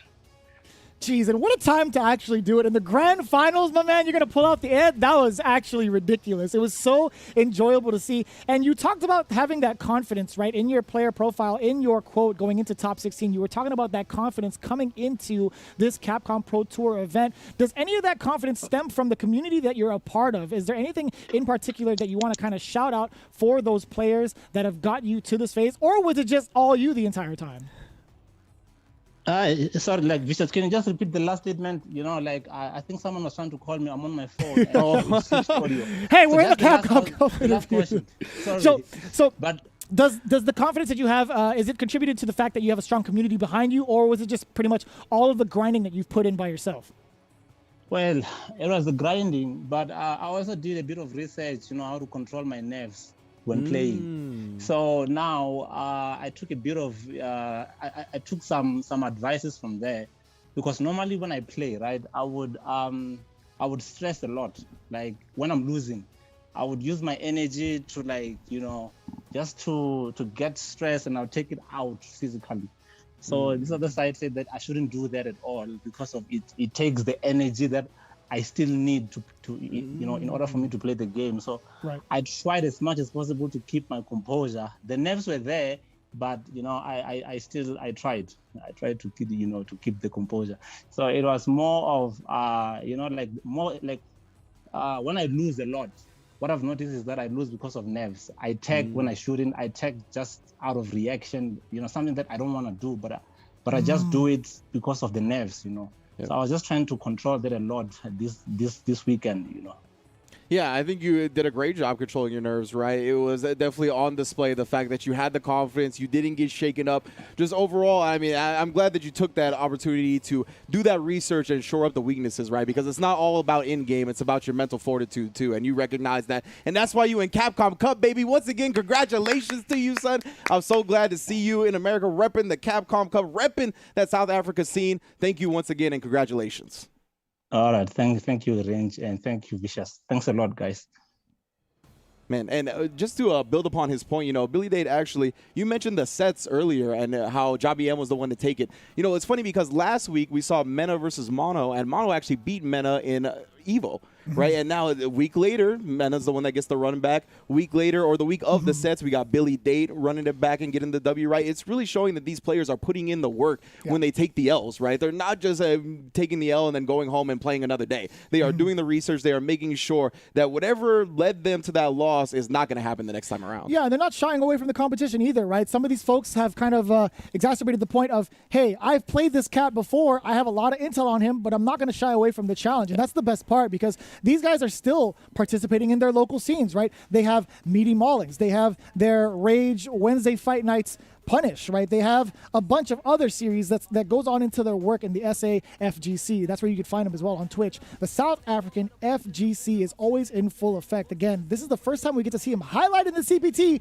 but it's not their first rodeo, and we highly encourage you guys to check them out, SAFGC as well. Again, big ups to everybody that's participated in this Capcom Pro Tour event. These guys have shown up in full force and woke us up bright and early each and every day, but that's only the one of many events coming up in the Capcom Pro Tour. In fact, we do have a schedule coming up for you shortly to check out what's next. In fact, it's Japan #2 day happening September 18th and the 19th.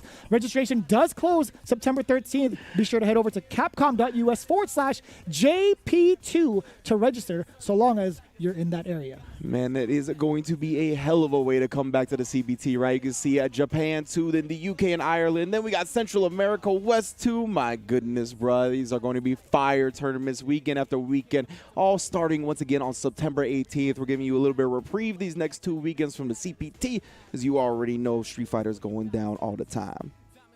And for the recap here, again, we did as much as we can, but it does not do it justice unless you check out the VODs yourself on all social media platforms and everything that's been streaming on Capcom Fighters. We highly encourage you guys to check it out. South African FGC, I need you to stand up. I need you to make yourselves known everywhere as much as possible. For the amount of talent that you guys have shown this weekend, you need to keep on doing so, because I personally loved it. I know Ringe enjoyed the hell out of seeing all of you guys fight. It's been an absolute pleasure and an honor to highlight you guys on this stage. And that pretty much wraps it up for me. Again, big thanks to all of you guys in the South African scene and everybody tuning in right now. Yeah, I couldn't have exited better. So thank you, Vicious, for handling it. We'll catch y'all next time on Capcom Fighters. Stay easy.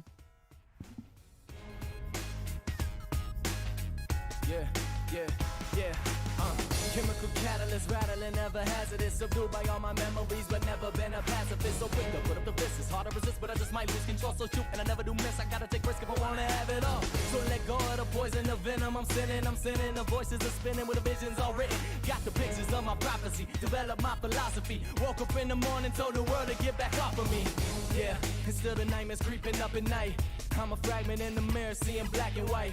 Like who is me and who is gonna take me over? My soul is my soul in the eyes of the beholder. Yeah, and now there's darkness in the chaos. Try to see the light, hope the positives will pay off. Ain't no time for stressing when the time is of this essence. Take these 2 fists and swing them back into your direction. Woo! Cause that's the way I got it. And don't the sound of doom always sound so melodic. Looking to the future, know the end is coming near. Even though I'm standing tall in the face of all this fear. Clear vision, serving life like a sentence. Gotta stay strong, that's the reason I'm so vicious. A barking dog, take it all, never fall. You ringing for the champ, then I'm the one who gets the call. So let me tell you a little something about this life. You can commit to the game and you can commit to fight. But the thing is that with every passing of the night, nobody actually makes it out of this world alive. So what you gotta do is put your powers to the test. Time is passing, so you better swing your time the best. So who you gonna be when the reaper come knocking? Actions speak louder than words, so stop talking. So watch me break out of this cage. I fight now, I want change. Yeah, and it's the passing of the days. So get back and just get up out my way. So watch me break out of this cage. I fight now, I want change. Yeah, and it's the passing of the days. So get back and just get up out my way.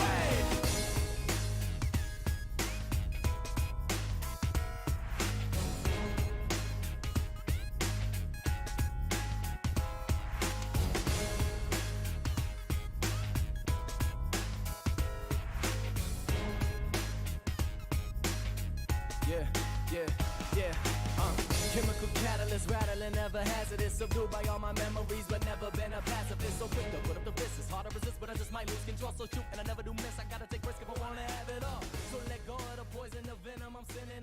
The voices are spinning with a